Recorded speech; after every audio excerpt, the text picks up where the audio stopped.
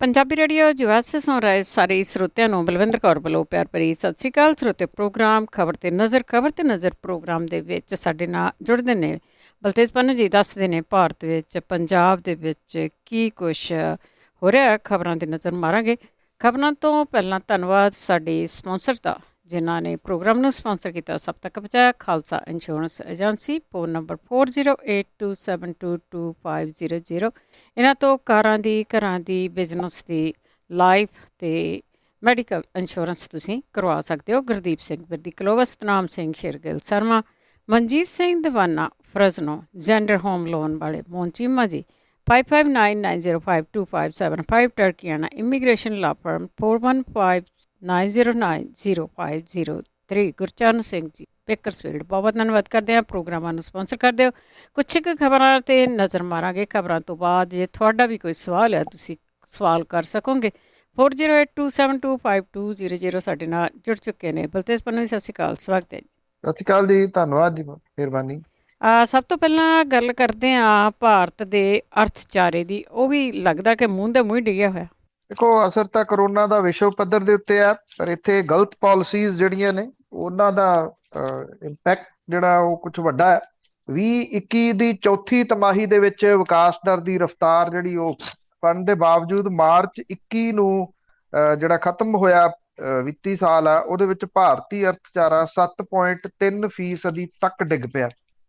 ਇਹਨਾਂ ਡਿੱਗਣ ਦੀ ਕਿਸੇ ਨੂੰ ਉਮੀਦ ਨਹੀਂ ਸੀਗੀ। ਸਰਕਾਰ ਦੇ ਵੱਲੋਂ ਜਿਹੜੇ ਜਾਰੀ ਅੰਕੜੇ ਨੇ ਉਹਦੇ ਮੁਤਾਬਕ ਏਸ਼ੀਆ ਦੇ ਤੀਜੇ ਸਭ ਤੋਂ ਵੱਡੇ ਅਰਥਚਾਰੇ ਭਾਰਤ ਦੀ ਵਿਕਾਸ ਦਰ 2020-21 ਦੀ ਜਿਹੜੀ ਚੌਥੀ ਤਿਮਾਹੀ ਹੈ ਉਹਦੇ ਦੌਰਾਨ 1.6% ਦਰ ਨਾਲ ਵਧੀ, ਜਦੋਂ ਕਿ ਪੂਰੇ ਵਿੱਤੀ ਸਾਲ ਦੇ ਵਿੱਚ GDP ਵਿੱਚ 7.3% ਦਾ ਨਿਘਾਰ ਵੇਖਣ ਨੂੰ ਮਿਲਿਆ। ਜਿਹੜਾ ਮੁੱਖ ਆਰਥਿਕ ਸਲਾਹਕਾਰ ਹੈ KV ਸੁਬਰਾਮਨੀਅਮ, ਉਹਨੇ ਇਹ ਗੱਲ ਕਹੀ ਹੈ ਕਿ COVID-19 ਦੀ ਦੂਜੀ ਲਹਿਰ ਦਾ ਦੇਸ਼ ਦੇ ਅਰਥਚਾਰੇ ਦੇ ਉੱਤੇ ਕੁੱਲ ਮਿਲਾ ਕੇ ਕੋਈ ਵੱਡਾ ਅਸਰ ਨਹੀਂ ਪਊਗਾ। ਸੁਬਰਾਮਨੀਅਮ ਨੇ ਹਾਲਾਂਕਿ ਇਹ ਵੀ ਖਬਰਦਾਰ ਕੀਤਾ ਕਿ ਮਹਾਮਾਰੀ ਦੇ ਅੱਗੇ ਵੱਲ ਵਧਣ ਨੂੰ ਲੈ ਕੇ ਇੱਕ ਬੇਯਕੀਨੀ ਵਾਲਾ ਮਾਹੌਲ ਜ਼ਰੂਰ ਜਿਹੜਾ ਉਹ ਬਣ ਸਕਦਾ। ਔਰ ਉਹਨੇ ਇਹ ਵੀ ਕਿਹਾ ਕਿ ਮਹਾਮਾਰੀ ਕਰਕੇ ਦੇਸ਼ ਦੇ ਮੌਜੂਦਾ ਸੂਰਤ ਹਾਲ ਨੂੰ ਵੇਖਦਿਆਂ ਹੋਇਆ ਇਹ ਔਖਾ ਹੈ ਕੁਝ ਵੀ ਕਹਿਣਾ ਕਿ ਵਿੱਤੀ ਸਾਲ ਦੇ ਵਿੱਚ ਦੇਸ਼ ਵਿਕਾਸ ਦਰ ਦੇ ਦਹਾਈ ਅੰਕੜੇ ਦੇ ਟੀਚੇ ਨੂੰ ਸਰ ਕਰ ਸਕੂਗਾ ਜਾਂ ਜਿਹੜਾ ਉਹ ਨਹੀਂ। ਔਰ ਅੰਕੜਿਆਂ ਦੇ ਮੁਤਾਬਕ ਭਾਰਤੀ ਜਿਹੜਾ ਅਰਥਚਾਰਾ ਇਹਦੇ ਆਕਾਰ ਦੇ ਵਿੱਚ 2020-21 ਦੇ ਦੌਰਾਨ 7.3% ਸੁੰਗੜ ਗਿਆ, ਜਦੋਂ ਕਿ ਇਸ ਤੋਂ ਪਿਛਲੇ ਵਿੱਤੀ ਸਾਲ ਦੇ ਵਿੱਚ ਅਰਥਚਾਰਾ 4% ਦੀ ਦਰ ਦੇ ਨਾਲ ਜਿਹੜਾ ਉਹ ਵਧਿਆ ਸੀਗਾ। ਜੋ ਕੁਝ ਇਹਦੇ ਬਾਰੇ ਦੇ ਵਿੱਚ ਜਿਹੜੇ ਅਰਥਚਾਰੇ ਦੇ ਨਾਲ ਸੰਬੰਧ ਰੱਖਦੇ ਲੋਕ ਜਾਂ ਐਕਸਪਰਟ ਨੇ, ਡਾਕਟਰ ਮਨਮੋਹਨ ਸਿੰਘ ਹੋਰਾਂ ਵਰਗੇ, ਜੋ ਕੁਝ ਉਹਨਾਂ ਨੇ ਗੱਲਾਂ ਜਿਹੜੀਆਂ ਕਹੀਆਂ ਸੀਗੀਆਂ ਉਹ ਹੂਬਹੂ ਉਸੇ ਤਰੀਕੇ ਦੇ ਨਾਲ ਜਿਹੜੀਆਂ ਉਹ ਹੋ ਰਹੀਆਂ ਨੇ। ਜਦੋਂ ਜਿਹੜੇ ਹਾਥੀ ਉਹਨਾਂ ਦੇ ਜਿਹੜਾ ਜੀ ਉਹ ਆ ਗਿਆ ਸਾਰਾ ਕੁਝ, ਜਿਨ੍ਹਾਂ ਨੂੰ ਸਮਝ ਨਹੀਂ ਲੱਗ ਰਹੀ ਕਿਹੜੇ ਤਰੀਕੇ ਨਾਲ ਚਲਾਉਣਾ, ਤੇ ਇਹ ਆਸਾਰ ਹੀ ਸੀਗੇ। ਹਾਲਾਂਕਿ ਦੁਨੀਆ ਭਰ ਦੇ ਵਿੱਚ ਇਹਦਾ ਅਸਰ ਜਿਹੜਾ ਕਰੋਨਾ ਦੀ ਵਜ੍ਹਾ ਕਰਕੇ ਵੇਖਣ ਨੂੰ ਮਿਲ ਰਿਹਾ ਵੱਖ-ਵੱਖ ਅਰਥਚਾਰਿਆਂ ਦੇ ਉੱਤੇ, ਪਰ ਫਿਰ ਵੀ ਸਭ ਤੋਂ ਮੰਦੇ ਹਾਲਾਤਾਂ ਦੇ ਵਿੱਚ ਇਹ ਮੁਲਕ ਦੀ ਜਿਹੜਾ ਭਾਰਤ ਦੀ ਅਰਥ ਵਿਵਸਥਾ ਹੈ ਉਹ ਜਾ ਰਹੀ ਹੈ ਜੀ। ਤੇ ਅੱਗੇ ਸੁਪਰੀਮ ਕੋਰਟ ਨੇ ਵੈਕਸੀਨ ਦੀ ਨੀਤੀ ਤੇ ਸਰਕਾਰ ਦੀ ਵੀ ਖਿਚਾਈ ਕੀਤੀ ਹੈ। ਦੇਖੋ, ਇਸ ਮਾਮਲੇ ਦੇ ਉੱਤੇ ਜਿਹੜੇ ਸੁਪਰੀਮ ਕੋਰਟ ਨੇ ਬਹੁਤ ਸਖਤ ਤੇ ਤਿੱਖੇ ਜਿਹੜੇ ਸਵਾਲ ਸੀਗੇ ਉਹ ਪੁੱਛੇ ਤੇ ਸਖਤ ਟਿੱਪਣੀਆਂ ਵੀ ਕੀਤੀਆਂ। ਮਸਲਾ ਜਿਹੜੇ ਰਾਜਾਂ ਨੂੰ ਕਰੋਨਾ ਟੀਕੇ ਖਰੀਦਣ ਦੇ ਵਾਸਤੇ ਗਲੋਬਲ ਟੈਂਡਰ ਜਾਰੀ ਕਰਨ, ਟੀਕਿਆਂ ਦੇ ਵੱਖੋ ਵੱਖਰੇ ਰੇਟ। ਅਦਾਲਤ ਨੇ ਪੁੱਛਿਆ ਕਿ ਕੀ ਕੇਂਦਰ ਦੀ ਇਹੀ ਨੀਤੀ ਹੈ ਕਿ ਰਾਜ ਇੱਕ ਦੂਜੇ ਦੇ ਨਾਲ ਮੁਕਾਬਲਾ ਕਰਨ। ਕੇਂਦਰ ਕਹਿੰਦਾ ਹੈ ਕਿ ਥੋਕ ਦੇ ਵਿੱਚ ਖਰੀਦਣ ਕਰਕੇ ਉਹਨੂੰ ਟੀਕਾ ਘੱਟ ਕੀਮਤ ਤੇ ਮਿਲਦਾ। ਤਰਕ ਦੇਖੋ ਤੁਸੀਂ ਕਿਆ ਕਮਾਲ ਦੇ ਨੇ। ਤੇ ਰਾਜਾਂ ਨੂੰ ਜ਼ਿਆਦਾ ਕੀਮਤ ਫਿਰ ਕਿਉਂ ਦੇਣੀ ਪੈ ਰਹੀ ਹੈ, ਇਹ ਸੁਪਰੀਮ ਕੋਰਟ ਨੇ ਪੁੱਛਿਆ। ਕੇਂਦਰ ਦੀ ਸਰਕਾਰ ਵੱਲੋਂ ਪੇਸ਼ ਹੋਇਆ ਜਿਹੜਾ ਮਹਿਤਾ ਸੀਗਾ, ਉਹਨੇ ਇਹ ਗੱਲ ਕਹੀ ਕਿ ਜੇ ਅਸੀਂ ਬਲਕ ਦੇ ਵਿੱਚ ਲੈ ਲੈਂਦੇ ਹਾਂ ਤਾਂ ਕਰਕੇ ਕੰਪਨੀ ਨੇ ਸਾਨੂੰ ਸਸਤਾ ਦਿੱਤਾ। ਫਿਰ ਰਾਜ ਕਿਸੇ ਮੁਲਕ ਦੇ ਦੂਜੇ ਹਿੱਸੇ ਦੇ ਵਿੱਚੋਂ ਆਉਂਦੇ ਨੇ ਕਿ ਜੇ ਤੁਸੀਂ ਉਹਨਾਂ ਨੂੰ ਇਹ ਕਹੋ ਕਿ ਉਹ ਹੁਣ ਆਪਣੇ ਤੌਰ ਦੇ ਉੱਤੇ ਟੀਕਾ ਲੈਣ, ਪੂਰੇ ਦੇਸ਼ ਦੇ ਵਿੱਚ ਇੱਕ ਕੀਮਤ ਹੋਣੀ ਚਾਹੀਦੀ ਆ। ਸੁਪਰੀਮ ਕੋਰਟ ਨੇ ਇਹ ਗੱਲ ਕਹੀ। ਇਹ ਵੀ ਕਿਹਾ ਕਿ ਸਾਨੂੰ ਇਹ ਨਾ ਦੱਸੋ ਕਿ ਤੁਸੀਂ ਕੇਂਦਰ ਸਰਕਾਰ ਹੋ, ਇਸ ਕਰਕੇ ਤੁਹਾਨੂੰ ਪਤਾ ਨਹੀਂਗਾ ਕਿ ਕੀ ਠੀਕ ਹੈ। ਇਦਾਂ ਦੇ ਮਾਮਲਿਆਂ ਦੇ ਵਿੱਚ ਦਖਲ ਦੇਣ ਦੇ ਵਾਸਤੇ ਕੋਰਟ ਦੇ ਕੋਲੇ ਅਧਿਕਾਰ ਨੇ।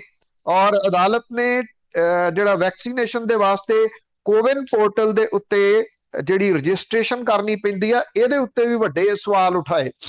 ਜਸਟਿਸ ਡੀ.ਵਾਈ. ਚੰਦਰਚੂੜ, ਐਸ. ਅਰਵਿੰਦਰ ਭੱਟ ਤੇ ਐਲ. ਨਾਗੇਸ਼ਵਰ ਰਾਓ ਦੀ ਬੈਂਚ ਨੇ ਸੋਲਿਸਿਟਰ ਜਨਰਲ ਤੁਸ਼ਾਰ ਮਹਿਤਾ ਨੂੰ ਪੁੱਛਿਆ, ਰਾਜਾਂ ਨੂੰ ਵੈਕਸੀਨ ਦੇ ਵਾਸਤੇ ਗਲੋਬਲ ਟੈਂਡਰ ਜਾਰੀ ਕਰਨਾ ਪੈ ਰਿਹਾ, ਕੀ ਇਹ ਨੀਤੀ ਸਹੀ ਹੈ? ਤੁਸ਼ਾਰ ਮਹਿਤਾ ਨੇ ਕਿਹਾ ਕਿ ਇਹ ਨੀਤੀਗਤ ਮਾਮਲਾ ਤੇ ਕੋਰਟ ਦੇ ਕੋਲੇ ਜਿਹੜੇ ਸਮੀਖਿਆ ਕਰਨ ਦੇ ਅਧਿਕਾਰ ਸੀਮਤ ਨੇ। ਅਦਾਲਤ ਨੇ ਕਿਹਾ ਕਿ ਅਸੀਂ ਪਾਲਿਸੀ ਨਹੀਂ ਬਦਲ ਰਹੇ, ਅਸੀਂ ਇਹ ਕਹਿ ਰਹੇ ਹਾਂ ਕਿ ਉੱਠੋ, ਜਾਗੋ ਤੇ ਵੇਖੋ ਪੂਰੇ ਦੇਸ਼ ਦੇ ਵਿੱਚ ਕੀ ਹੋ ਰਿਹਾ।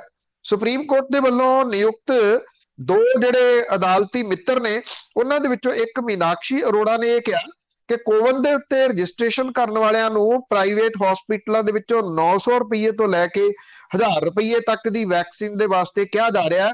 ਇੱਕ ਪਰਿਵਾਰ ਦੇ ਵਾਸਤੇ 4000 ਰੁਪਇਆ ਬਹੁਤ ਵੱਡੀ ਰਕਮ ਹੈ। ਜਸਟਿਸ ਸਰਵਿੰਦਰ ਭੱਟ ਨੇ ਇਹ ਕਿਹਾ ਕਿ ਵੈਕਸੀਨ ਦੀ 900 ਰੁਪਏ ਕੀਮਤ ਵੀ ਜਿਹੜੀ ਉਹ ਤੈਅ ਨਹੀਂ ਗੀ। ਇਹ ਵੀ ਪੁੱਛਿਆ ਅਦਾਲਤ ਨੇ ਕਿ ਇਹ ਦੱਸੋ ਕਿ ਕੇਂਦਰ 45 ਤੇ ਉਦੋਂ ਜ਼ਿਆਦਾ ਉਮਰ ਦੇ ਲੋਕਾਂ ਨੂੰ ਫ੍ਰੀ ਟੀਕਾ ਦੇ ਰਿਹਾ, ਇਹ ਕਿਹੜੇ ਆਧਾਰ ਦੇ ਉੱਤੇ ਆ? ਬਾਕੀਆਂ ਦੇ ਵਾਸਤੇ ਇਹ ਕਿਹਾ ਜਾ ਰਿਹਾ ਕਿ ਰਾਜ ਖਰੀਦਣ। ਜਸਟਿਸ ਚੰਦਰਚੂੜ ਨੇ ਕਿਹਾ ਕਿ ਕੇਂਦਰ ਦੀ ਜ਼ਿੰਮੇਵਾਰੀ ਆ ਕਿ ਵੈਕਸੀਨ ਦਾ ਇੱਕ ਰੇਟ ਹੋਵੇ, ਕੇਂਦਰ ਰਾਜ ਦੇ ਵਾਸਤੇ ਵੱਖੋ ਵੱਖਰੇ ਰੇਟ ਨਹੀਂ ਜਿਹੜਾ ਉਹ ਰੱਖ ਸਕਦਾ।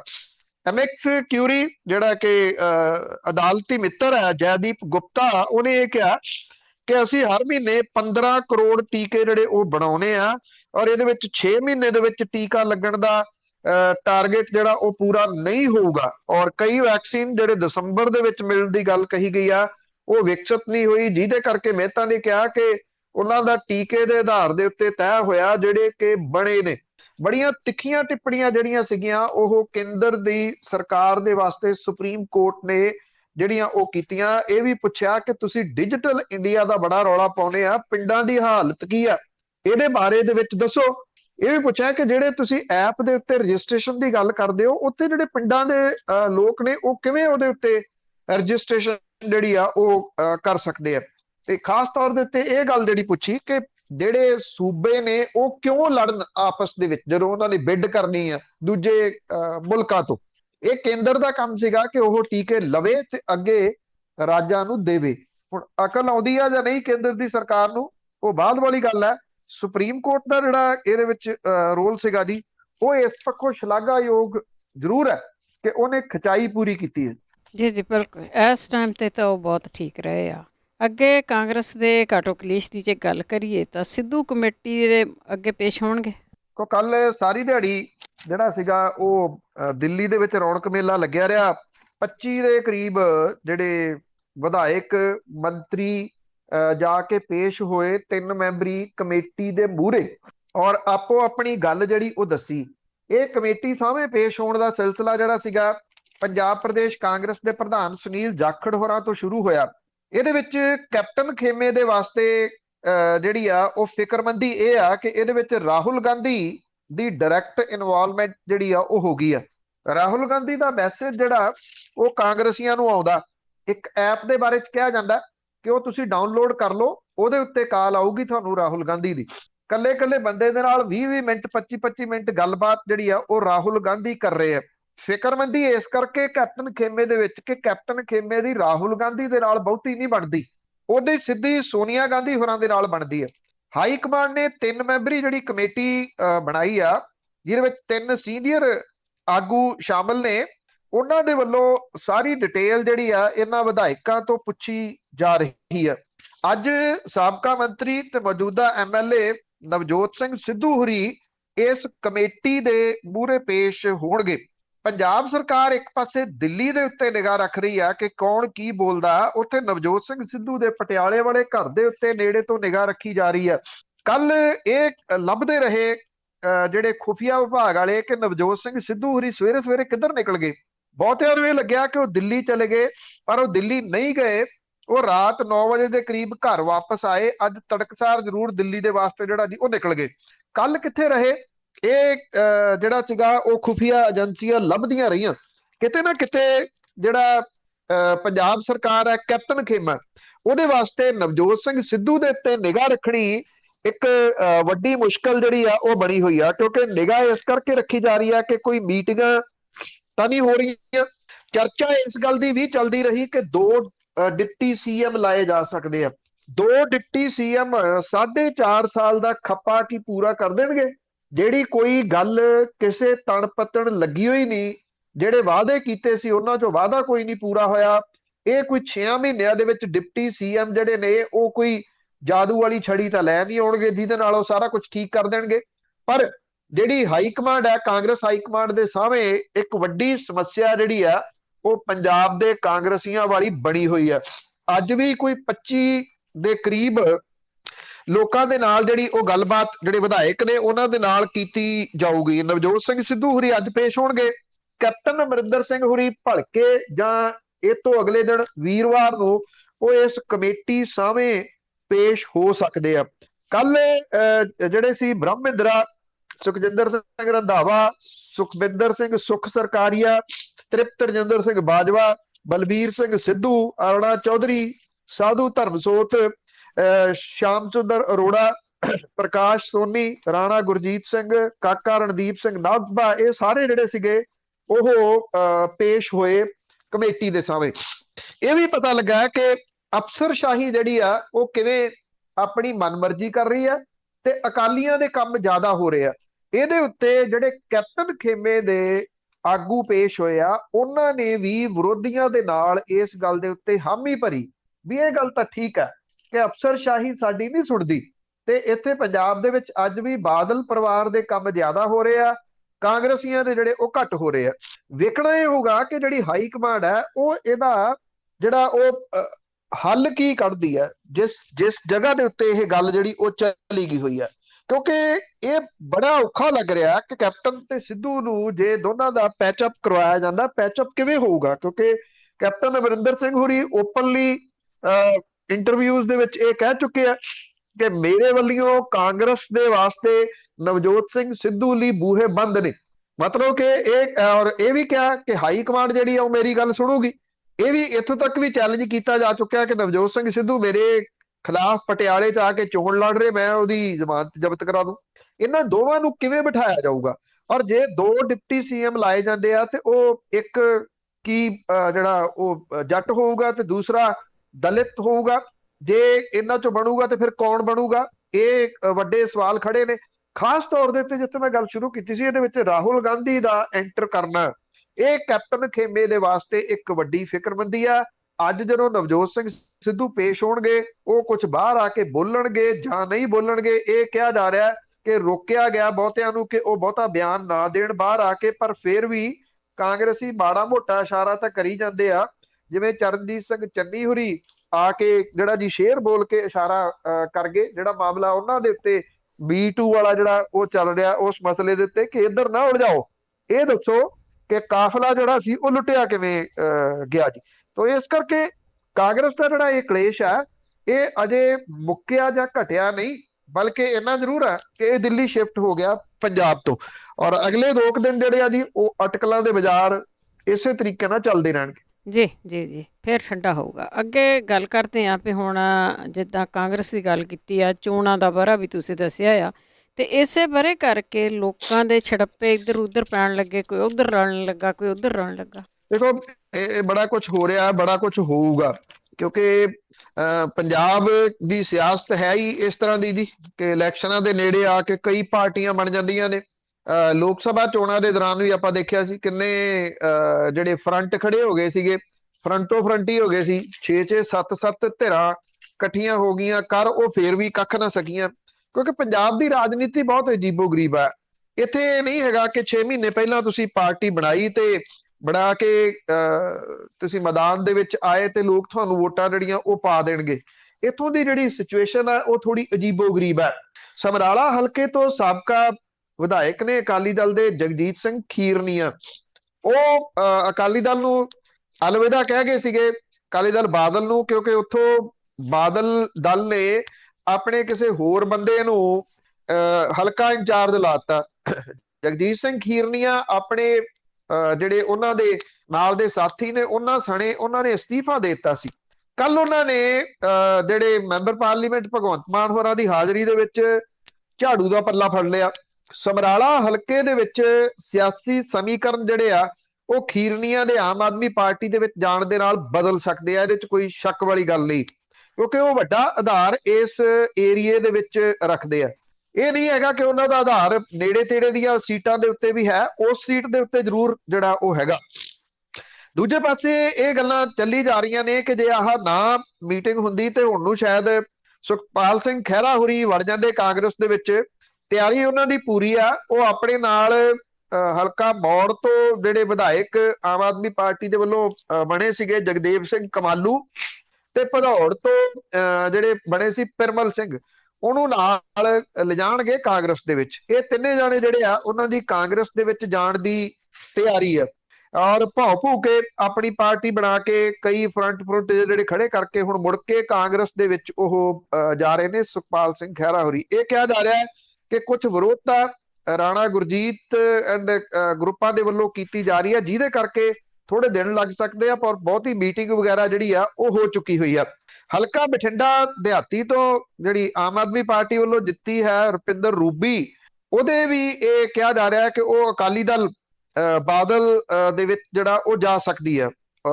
ਉੱਥੇ ਉਹ ਕਿਉਂ ਜਾਣਾ ਚਾਹੁੰਦੀ ਹੈ, ਕਿ ਉਹਦੀ ਟਿਕਟ ਕੱਟੀ ਜਾ ਰਹੀ ਹੈ, ਇਹਦੇ ਬਾਰੇ ਦੇ ਵਿੱਚ ਅਜੇ ਬਹੁਤਾ ਤਾਂ ਨਹੀਂ, ਪਰ ਇੰਨਾ ਕੁ ਪਤਾ ਲੱਗ ਰਿਹਾ ਕਿ ਉਹ ਵੀ ਇਧਰੋਂ ਸਾਥ ਜਿਹੜਾ ਉਹ ਛੱਡ ਸਕਦੀ ਆ।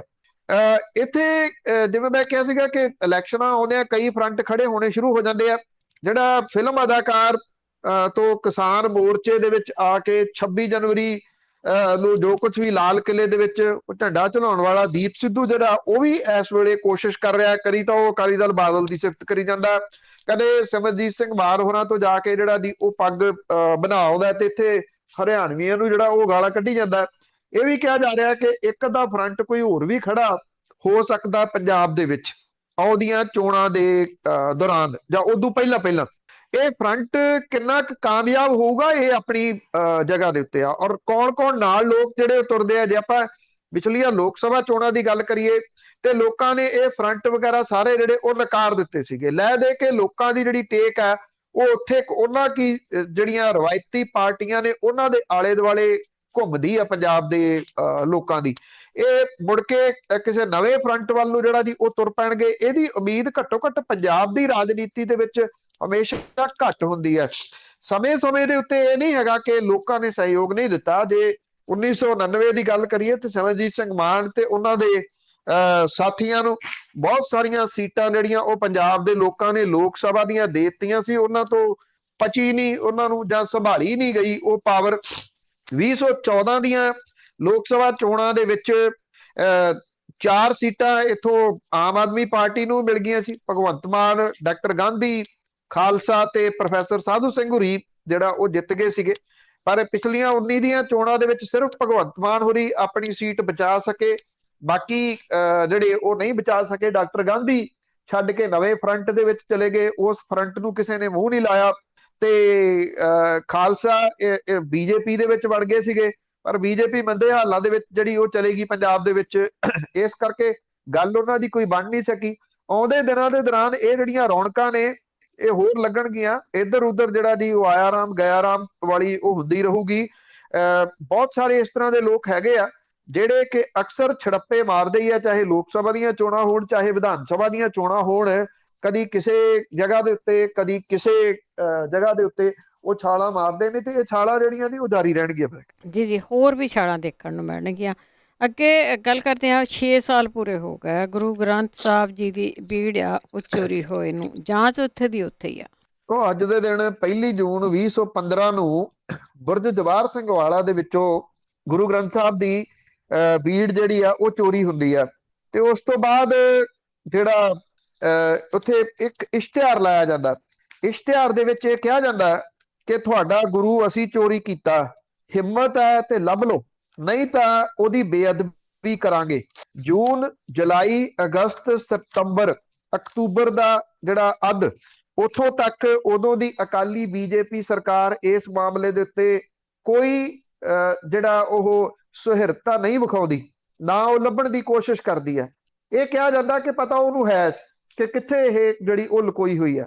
ਉਦੋਂ ਬਾਅਦ ਗੁਰੂ ਗ੍ਰੰਥ ਸਾਹਿਬ ਦੀ ਬੇਅਦਬੀ ਹੁੰਦੀ ਹੈ, ਥਾਂ ਥਾਂ ਦੇ ਉੱਤੇ ਜਿਹੜੇ ਗੁਰੂ ਗ੍ਰੰਥ ਸਾਹਿਬ ਦੇ ਅੰਗ ਨੇ ਉਹ ਖਿਲਾਰੇ ਜਾਂਦੇ ਆ, ਨਾਲੀਆਂ ਦੇ ਵਿੱਚ, ਛੱਪੜ ਦੇ ਵਿੱਚ, ਰੂੜੀਆਂ ਦੇ ਉੱਤੇ। ਫਿਰ ਜਿਹੜਾ ਜੀ ਕੀ ਕੁਛ ਹੁੰਦਾ ਉਹ ਸਭ ਨੂੰ ਪਤਾ ਹੈ।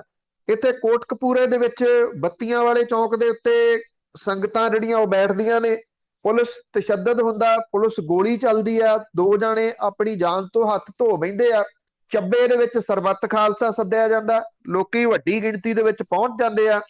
ਸਿਮਰਨਜੀਤ ਸਿੰਘ ਮਾਨ ਹੋਰਾਂ ਦਾ ਧੜਾ ਉੱਥੇ ਮਤਵਾਜੀ ਜਥੇਦਾਰ ਥਾਪ ਕੇ ਲੋਕਾਂ ਨੂੰ ਘਰੋਂ ਘਰੀ ਤੋੜ ਦਿੰਦਾ। ਉਸ ਤੋਂ ਬਾਅਦ ਲੋਕ ਫੇਰ ਇਕੱਤਰ ਹੁੰਦੇ ਆ, ਬਰਗਾੜੀ ਦੇ ਵਿੱਚ ਮੋਰਚਾ ਲੱਗਦਾ।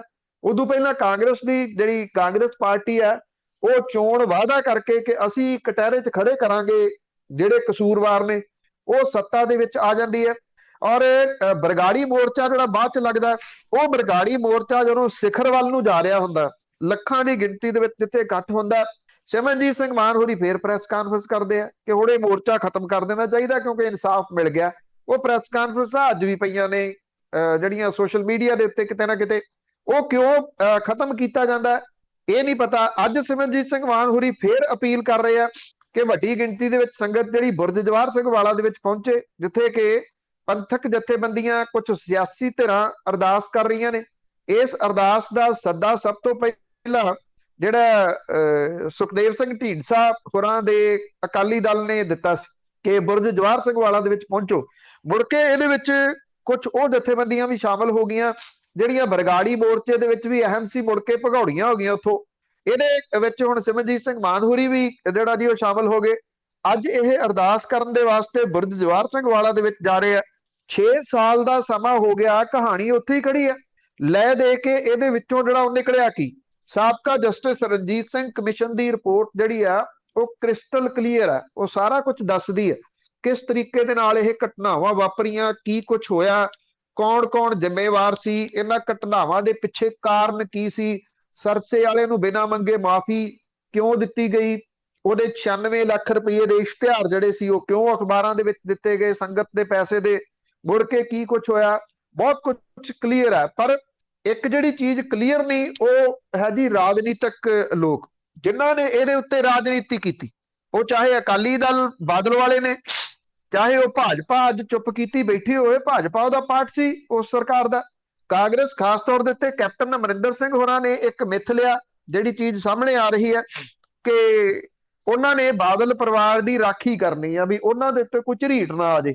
4.5 ਸਾਲ ਉਹਨਾਂ ਨੇ ਵੀ ਇਸ ਮਾਮਲੇ ਦੇ ਵਿੱਚ ਉਸੇ ਤਰੀਕੇ ਦੇ ਨਾਲ ਕੱਢਤੇ ਜਿਵੇਂ 1.5 ਸਾਲ ਅਕਾਲੀ ਦਲ ਬਾਦਲ ਤੇ ਭਾਜਪਾ ਨੇ ਜਿਹੜਾ ਉਹ ਕੱਢ ਦਿੱਤਾ ਸੀ। ਇਸ ਮਾਮਲੇ ਦੇ ਵਿੱਚ ਇਨਸਾਫ ਜਿਹੜਾ ਉਹ ਕਦੀ ਮਿਲ ਸਕੂਗਾ, ਇਹ ਆਪਣੇ ਆਪ ਦੇ ਵਿੱਚ ਸਭ ਤੋਂ ਵੱਡਾ ਸਵਾਲ ਪਿਛਲੇ 6 ਸਾਲਾਂ ਦੇ ਦੌਰਾਨ ਜਿੰਨਾ ਹੁੰਦਾ ਰਿਹਾ ਓਡਾ ਹੀ ਵੱਡਾ ਅੱਜ ਵੀ ਇਹ ਸਵਾਲ ਖੜਾ ਹੈ। ਬਿਲਕੁਲ ਜੀ, ਬਿਲਕੁਲ। ਹਜੇ ਪਤਾ ਨਹੀਂ ਕਦੋਂ ਤੱਕ ਖੜਾ ਰਹੂਗਾ। ਅੱਗੇ ਵਿਵਾਦਤ ਅਰਦਾਸ ਕਰਨ ਵਾਲਾ ਗ੍ਰੰਥੀ ਆ ਉਸਨੂੰ ਤੇ ਨੌਕਰੀ ਤੋਂ ਕੱਢ ਦਿੱਤਾ ਗਿਆ ਤੇ ਭਾਜਪਾ ਆਗੂ ਨੂੰ ਤਲਬ ਕੀਤਾ ਗਿਆ। ਦੇਖੋ ਇਹ ਦੇਖਿਆ ਜਾਵੇ ਤਾਂ ਸਾਜ਼ਿਸ਼ ਬਹੁਤ ਵੱਡੀ ਇੱਕ ਕਰਨ ਦੀ ਕੋਸ਼ਿਸ਼ ਕੀਤੀ ਗਈ ਸੀਗੀ।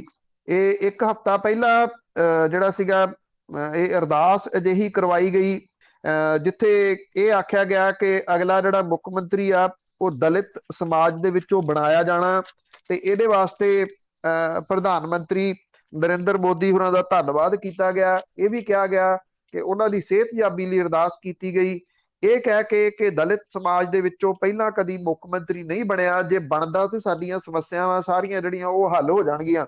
ਇਹਦੇ ਵਿੱਚ ਜਿਹੜਾ ਸਰਸਾ ਡੇਰਾ ਮੁਖੀ ਆ ਗੁਰਮੀਤ ਰਾਮ ਰਹੀਮ, ਉਹਦੀ ਰਿਹਾਈ ਦੇ ਵਾਸਤੇ ਵੀ ਅਰਦਾਸ ਕੀਤੀ ਗਈ।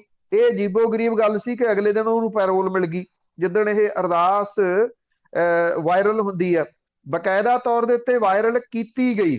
ਇਹਨੂੰ ਬਣਾ ਕੇ ਪ੍ਰੋਫੈਸ਼ਨਲ ਤੌਰ ਦੇ ਉੱਤੇ ਬਣਾ ਕੇ ਇੱਕ ਜਿਹੜੀ ਕਮੇਟੀ ਸੀ ਉਹਨੇ ਆਪਣੇ ਤੌਰ ਦੇ ਉੱਤੇ ਇਹ ਸਾਰਾ ਕੁਝ ਜਿਹੜਾ ਉਹ ਕੱਢ ਲਿਆ। CCTV ਫੁਟੇਜ ਲੱਭ ਗਈ।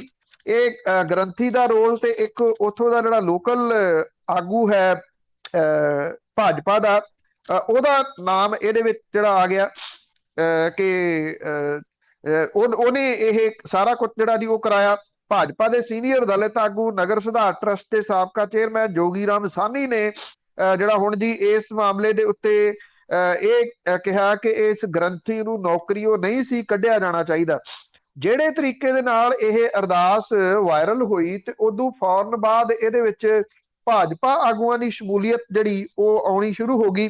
ਉਹਦੇ ਤੋਂ ਕਹਾਣੀ ਬਹੁਤ ਕਲੀਅਰ ਜਿਹੜੀ ਉਹ ਦੱਸਣ ਲੱਗੀ ਕਿ ਇਹ ਕਿਹੋ ਜਿਹੀ ਖੇਡ ਖੇਡਣ ਦੀ ਕੋਸ਼ਿਸ਼ ਪੰਜਾਬ ਦੇ ਵਿੱਚ ਭਾਜਪਾ ਦੇ ਵੱਲੋਂ ਕੀਤੀ ਗਈ ਸੀਗੀ।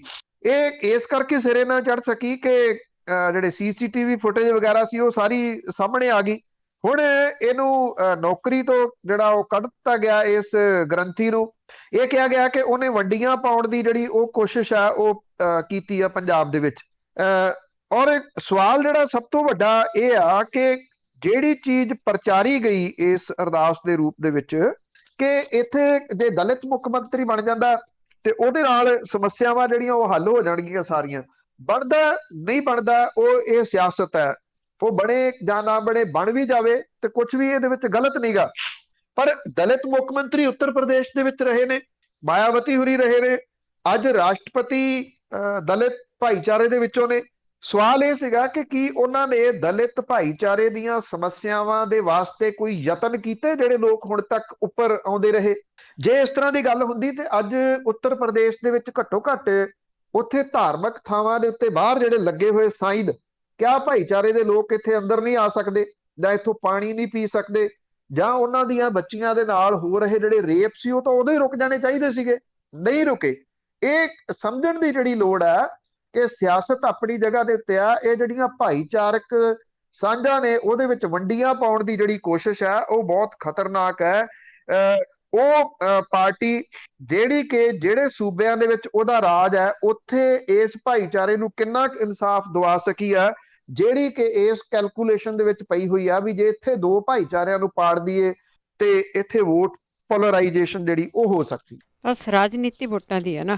ਤੇ ਅੱਗੇ ਗੱਲ ਕਰਦੇ ਹਾਂ, 10 ਮਹੀਨਿਆਂ ਦੇ ਵਿੱਚ ਇੰਨੀਆਂ ਡੈਥ ਨਹੀਂ ਹੋਣੀਆਂ ਜਿੰਨੀਆਂ 1 ਮਹੀਨੇ ਦੇ ਵਿੱਚ ਹੋ ਗਈਆਂ। ਦੇਖੋ ਇਹ ਕਰੋਨਾ ਦਾ ਪ੍ਰਕੋਪ ਇਸ ਵੇਲੇ ਘੱਟ ਜ਼ਰੂਰ ਜਿਹੜਾ ਉਹ ਰਿਹਾ, ਪਰ ਡਰਾਉਣੇ ਦਿਨ ਜਿਹੜੇ ਆ ਉਹ ਪਿਛਲੇ ਦਿਨਾਂ ਦੇ ਵਿੱਚ ਦੇਖੇ ਆ, ਵਿਸ਼ਵ ਨੇ ਦੇਖੇ ਆ। ਔਰ ਜਿਹੜਾ ਇਹ ਮਈ ਮਹੀਨਾ ਜਿਹੜਾ ਬੀਤ ਗਿਆ, ਕੱਲ ਅੱਜ 1 ਤਰੀਕ ਹੋ ਗਈ ਜੂਨ ਦੀ, ਇਹਨੇ ਨਵੇਂ ਰਿਕਾਰਡ ਜਿਹੜੇ ਆ ਉਹ ਦਿੱਤੇ ਆ ਮੌਤਾਂ ਦੇ ਮਾਮਲੇ ਦੇ ਵਿੱਚ। ਪੋਜ਼ਿਟਿਵ ਮਰੀਜ਼ਾਂ ਦੇ ਅੰਕੜੇ ਜਿਹੜੇ ਆ ਉਹ ਬੇਸ਼ੱਕ ਹੁਣ ਘਟ ਰਹੇ ਆ, ਪਰ ਮਈ ਮਹੀਨੇ ਦੇ ਵਿੱਚ ਇਹ ਸਿਖਰ ਦੇ ਉੱਤੇ ਰਹੇ। ਕਰੋਨਾ ਕਾਲ ਦੇ 10 ਮਹੀਨਿਆਂ ਦੇ ਵਿੱਚ ਜਿੰਨੀਆਂ ਮੌਤਾਂ ਹੋਈਆਂ ਉਹਦੇ ਤੋਂ ਜ਼ਿਆਦਾ ਮੌਤਾਂ ਸਿਰਫ ਮਈ ਦੇ ਮਹੀਨੇ ਦੇ ਵਿੱਚ ਹੋ ਗਈਆਂ ਸਰਕਾਰੀ ਅੰਕੜਿਆਂ ਦੇ ਮੁਤਾਬਕ। ਉਂਝ ਕਿੰਨੀਆਂ ਹੋਈਆਂ ਉਹ ਸਭ ਨੂੰ ਪਤਾ। ਮਾਰਚ 2020 ਤੋਂ ਦਸੰਬਰ 2020 ਤੱਕ 5342 ਮੌਤਾਂ ਹੋਈਆਂ। ਮਈ ਦੇ ਵਿੱਚ 5515 ਮੌਤਾਂ ਹੋ ਗਈਆਂ 1 ਮਹੀਨੇ 'ਚ। ਕੁੱਲ 14567 ਮਰੀਜ਼ਾਂ ਦੀ ਜਿਹੜੀ ਆ ਉਹ ਮੌਤ ਪੰਜਾਬ ਦੇ ਵਿੱਚ ਹੋ ਚੁੱਕੀ ਹੋਈ ਆ। ਇਹ ਪੰਜਾਬ ਦੇ ਅੰਕੜੇ ਨੇ ਜੀ ਸਾਰੇ। ਔਰ 45% ਮੌਤਾਂ ਸਿਰਫ ਡਿਸਟ੍ਰਿਕਟ ਲੁਧਿਆਣਾ, ਬਠਿੰਡਾ, ਅੰਮ੍ਰਿਤਸਰ, ਪਟਿਆਲਾ ਤੇ ਸੰਗਰੂਰ ਦੇ ਵਿੱਚ ਹੋਈਆਂ ਨੇ। ਜਿਹੜਾ ਪੰਜਾਬ ਦਾ ਮੌਤ ਦਰ ਹੈ ਉਹ 2.6 ਆ, ਜਦੋਂ ਕਿ ਜਿਹੜਾ ਅੰਕੜਾ ਮੁਲਕ ਦਾ ਹੈ ਉਹ 1.2 ਆ। ਇਹ ਬਹੁਤ ਵੱਡੀ ਰੇਸ਼ੋ ਆ ਪੰਜਾਬ ਦੇ ਵਿੱਚ ਮੌਤਾਂ ਦੀ। ਇੰਨਾ ਜ਼ਰੂਰ ਹੈ ਕਿ ਹੁਣ ਪਿਛਲੇ ਕੁਝ ਦਿਨਾਂ ਤੋਂ ਇਹਦੇ ਵਿੱਚ ਵੱਡੀ ਗਿਰਾਵਟ ਆ ਰਹੀ ਆ ਨਵੇਂ ਕੇਸਾਂ ਦੇ ਵਿੱਚ, ਪਰ ਮੌਤਾਂ ਦੇ ਵਿੱਚ ਬਹੁਤ ਵੱਡਾ ਜਿਹੜਾ ਜੀ ਉਹ ਫਰਕ ਨਹੀਂ ਅਜੇ ਵੀ ਆ ਰਿਹਾ। ਮੌਤਾਂ ਥੋੜੀਆਂ ਘਟੀਆਂ ਨੇ, ਪਰ ਅਜੇ ਵੀ ਜਿਹੜਾ ਮੌਤਾਂ 125 ਤੋਂ 150 ਦੇ ਵਿਚਾਲੇ ਜਿਹੜੀਆਂ ਅਜੇ ਵੀ ਚੱਲ ਰਹੀਆਂ ਨੇ। ਰਿਕਵਰੀ ਰੇਟ ਵੀ ਜਿਹੜਾ ਉਹ ਵਧਿਆ। ਪੰਜਾਬ ਦੇ ਵਿੱਚ ਕਰੋਨਾ ਦਾ ਰਿਕਵਰੀ ਰੇਟ ਜਿਹੜਾ ਉਹ 90.5% ਇਸ ਵੇਲੇ ਸ਼ੋ ਕਰ ਰਿਹਾ, ਜਦੋਂ ਕਿ ਐਕਟਿਵ ਜਿਹੜੇ ਕੇਸ ਨੇ ਉਹ 6.9% ਨੇ। ਦੇਸ਼ ਦੀ ਜੇ ਆਪਾਂ ਗੱਲ ਕਰੀਏ ਤਾਂ ਦੇਸ਼ ਦੇ ਵਿੱਚ ਰਿਕਵਰੀ ਰੇਟ ਜਿਹੜਾ ਉਹ 92 ਪੁਆਇੰਟ ਹੈ। ਔਰ ਮੌਤ ਦਰ ਜਿਹੜੀ ਹੈ ਪੰਜਾਬ ਦੇ ਵਿੱਚ 2.6 ਆ ਤੇ ਮੁਲਕ ਦੇ ਵਿੱਚ 1.2 ਹੈ। ਐਕਟਿਵ ਜਿਹੜੇ ਕੇਸ ਨੇ ਉਹ ਮੁਲਕ ਭਰ ਦੇ ਵਿੱਚ 6.8 ਨੇ, ਜਦੋਂ ਕਿ ਪੰਜਾਬ ਦੇ ਵਿੱਚ 6.9 ਨੇ। ਇਸ ਕਰਕੇ ਜਿਹੜਾ ਪੰਜਾਬ ਹੈ ਅੱਜ ਵੀ ਉਹਦਾ ਰੀਜ਼ਨ ਜਿਹੜਾ ਜੀ ਉਹ ਸਭ ਤੋਂ ਵੱਡਾ ਇਹੀ ਆ ਕਿ ਇੱਥੇ ਸਿਹਤ ਸੇਵਾਵਾਂ ਜਿਹੜੀਆਂ ਉਹਦਾ ਮੰਦੇ ਹਾਲਾਂ ਦੇ ਵਿੱਚ ਜਿਹੜਾ ਉਹ ਚਲੇ ਜਾਣਾ। ਡਿਸਪੈਂਸਰੀ ਸਿਸਟਮ ਕਿਸੇ ਟਾਈਮ ਮੁਲਕ ਦੇ ਵਿੱਚੋਂ ਸਭ ਤੋਂ ਬਿਹਤਰ ਸਮਝਿਆ ਜਾਂਦਾ ਹੁੰਦਾ ਸੀਗਾ। ਪਿਛਲੇ 15-20 ਸਾਲਾਂ ਦੇ ਦੌਰਾਨ ਲੋਕਾਂ ਨੇ ਇਸ ਪਾਸੇ ਵੱਲ ਭੋਰਾ ਧਿਆਨ ਨਹੀਂ ਦਿੱਤਾ ਤੇ ਹੌਲੀ ਹੌਲੀ ਜਿਹੜਾ ਉਹ ਕਰਦਿਆਂ ਇਹ ਡਿਸਪੈਂਸਰੀ ਸਿਸਟਮ ਲੋਕਾਂ ਦੇ ਹੱਥਾਂ ਦੇ ਵਿੱਚੋਂ ਕਿਰ ਗਿਆ। ਅੱਜ ਜਿਹੜੀਆਂ ਡਿਸਪੈਂਸਰੀਆਂ ਨੇ ਉਹ ਜਾਂ ਤਾਂ ਉਹਨਾਂ ਦੀਆਂ ਬਿਲਡਿੰਗਾਂ ਡਿੱਗ ਡੁੱਗ ਪਈਆਂ, ਜੇ ਕਿਤੇ ਹੈਗੀਆਂ ਨੇ ਤਾਂ ਉੱਥੇ ਕੋਈ ਸਿਹਤ ਵਿਭਾਗ ਦਾ ਅਮਲਾ ਫੈਲਾ ਹੈ ਨਹੀਂਗਾ। ਉਹਨਾਂ ਨੂੰ ਕੱਢ ਕੇ ਸ਼ਹਿਰਾਂ ਦੇ ਵਿੱਚ ਲੈ ਗਏ। ਜਿਹੜੇ ਰਿਟਾਇਰ ਹੁੰਦੇ ਰਹੇ ਉਹਨਾਂ ਦੀ ਜਗ੍ਹਾ ਦੇ ਉੱਤੇ ਨਵੀਂ ਭਰਤੀ ਜਿਹੜੀ ਉਹ ਲਗਭਗ ਬੰਦ ਪਈ ਆ। ਸਿਹਤ ਸੇਵਾਵਾਂ ਦਾ ਇੰਨਾ ਜਿਹੜਾ ਜੀ ਉਹ ਮੰਦਾ ਹਾਲ ਹੈ ਕਿ ਪ੍ਰਾਈਵੇਟ ਹਸਪੀਟਲ ਜਿਹੜੇ ਆ ਉਹ ਅੰਨੀ ਲੁੱਟ ਮਚਾ ਰਹੇ ਆ। ਇੱਥੇ ਜਲੰਧਰ ਦੇ ਵਿੱਚ ਮੈਂ ਕੱਲ ਗੱਲ ਕੀਤੀ ਸੀਗੀ, ਗੜਾ ਰੋਡ ਦੇ ਉੱਤੇ ਇੱਕ ਚੈਰੀਟੇਬਲ ਹਸਪੀਟਲ ਹੈ, ਬੜੇ ਸਾਰੇ NRI ਉਹਦੇ ਨਾਲ ਜੁੜੇ ਹੋਏ ਆ, ਉਹਨੂੰ ਪੈਸੇ ਵੀ ਭੇਜਦੇ ਆ ਮੋਟੇ। ਤੇ ਉੱਥੇ ਕੋਈ 1800 ਰੁਪਈਆ ਰਹਿੰਦਾ ਸੀ ਇੱਕ ਪ੍ਰਵਾਸੀ ਮਜ਼ਦੂਰ ਦਾ, ਉਹਦੀ ਬੇਟੀ ਬਿਮਾਰ ਸੀ, ਉਹਦੀ ਮੌਤ ਹੋ ਗਈ। 1800 ਰੁਪਈਆ ਨਹੀਂ ਸੀ ਉਹਨੇ ਦਿੱਤਾ ਤੇ ਉਹਦੀ ਡੈੱਡ ਬੋਡੀ ਨਹੀਂ ਸੀ ਦਿੱਤੀ ਜਾ ਰਹੀ। ਮੁੜ ਕੇ ਉਹਨੇ ਇਕੱਠੇ ਕੁੱਠੇ ਕਰਕੇ 1300 ਲਿਆਂਦਾ। ਕਹਿੰਦੇ ਨੇ ਅਜੇ ਵੀ 500 ਘੱਟ ਆ, ਉਹਦੀ ਮ੍ਰਿਤਕ ਦੇ ਨਹੀਂ ਦੇਣੀ। ਉਹ ਤਾਂ ਫਿਰ ਨੇੜੇ ਤੇੜੇ ਵਾਲੇ ਲੋਕ ਇਕੱਠੇ ਹੋ ਗਏ ਤੇ ਉਹ ਦੇਣੀ ਜਿਹੜਾ ਉਹ ਪੈ ਗਈ। ਬਹੁਤ ਵੱਡਾ ਧਾਰਮਿਕ ਅਦਾਰਾ ਖਵਾਉਂਦਾ ਆਪਣੇ ਆਪ ਨੂੰ ਇਹ। ਔਰ ਉਹ ਜਿਹੜੀ ਬਿਲਡਿੰਗ ਆ ਉਹਦੇ ਵਿੱਚ ਸਾਰੇ ਧਰਮਾਂ ਦੇ ਇੱਕ ਇੱਕ ਮੰਜ਼ਿਲ ਦੇ ਉੱਤੇ ਜਿਹੜਾ ਉਹ ਬਣਾਇਆ ਹੋਇਆ।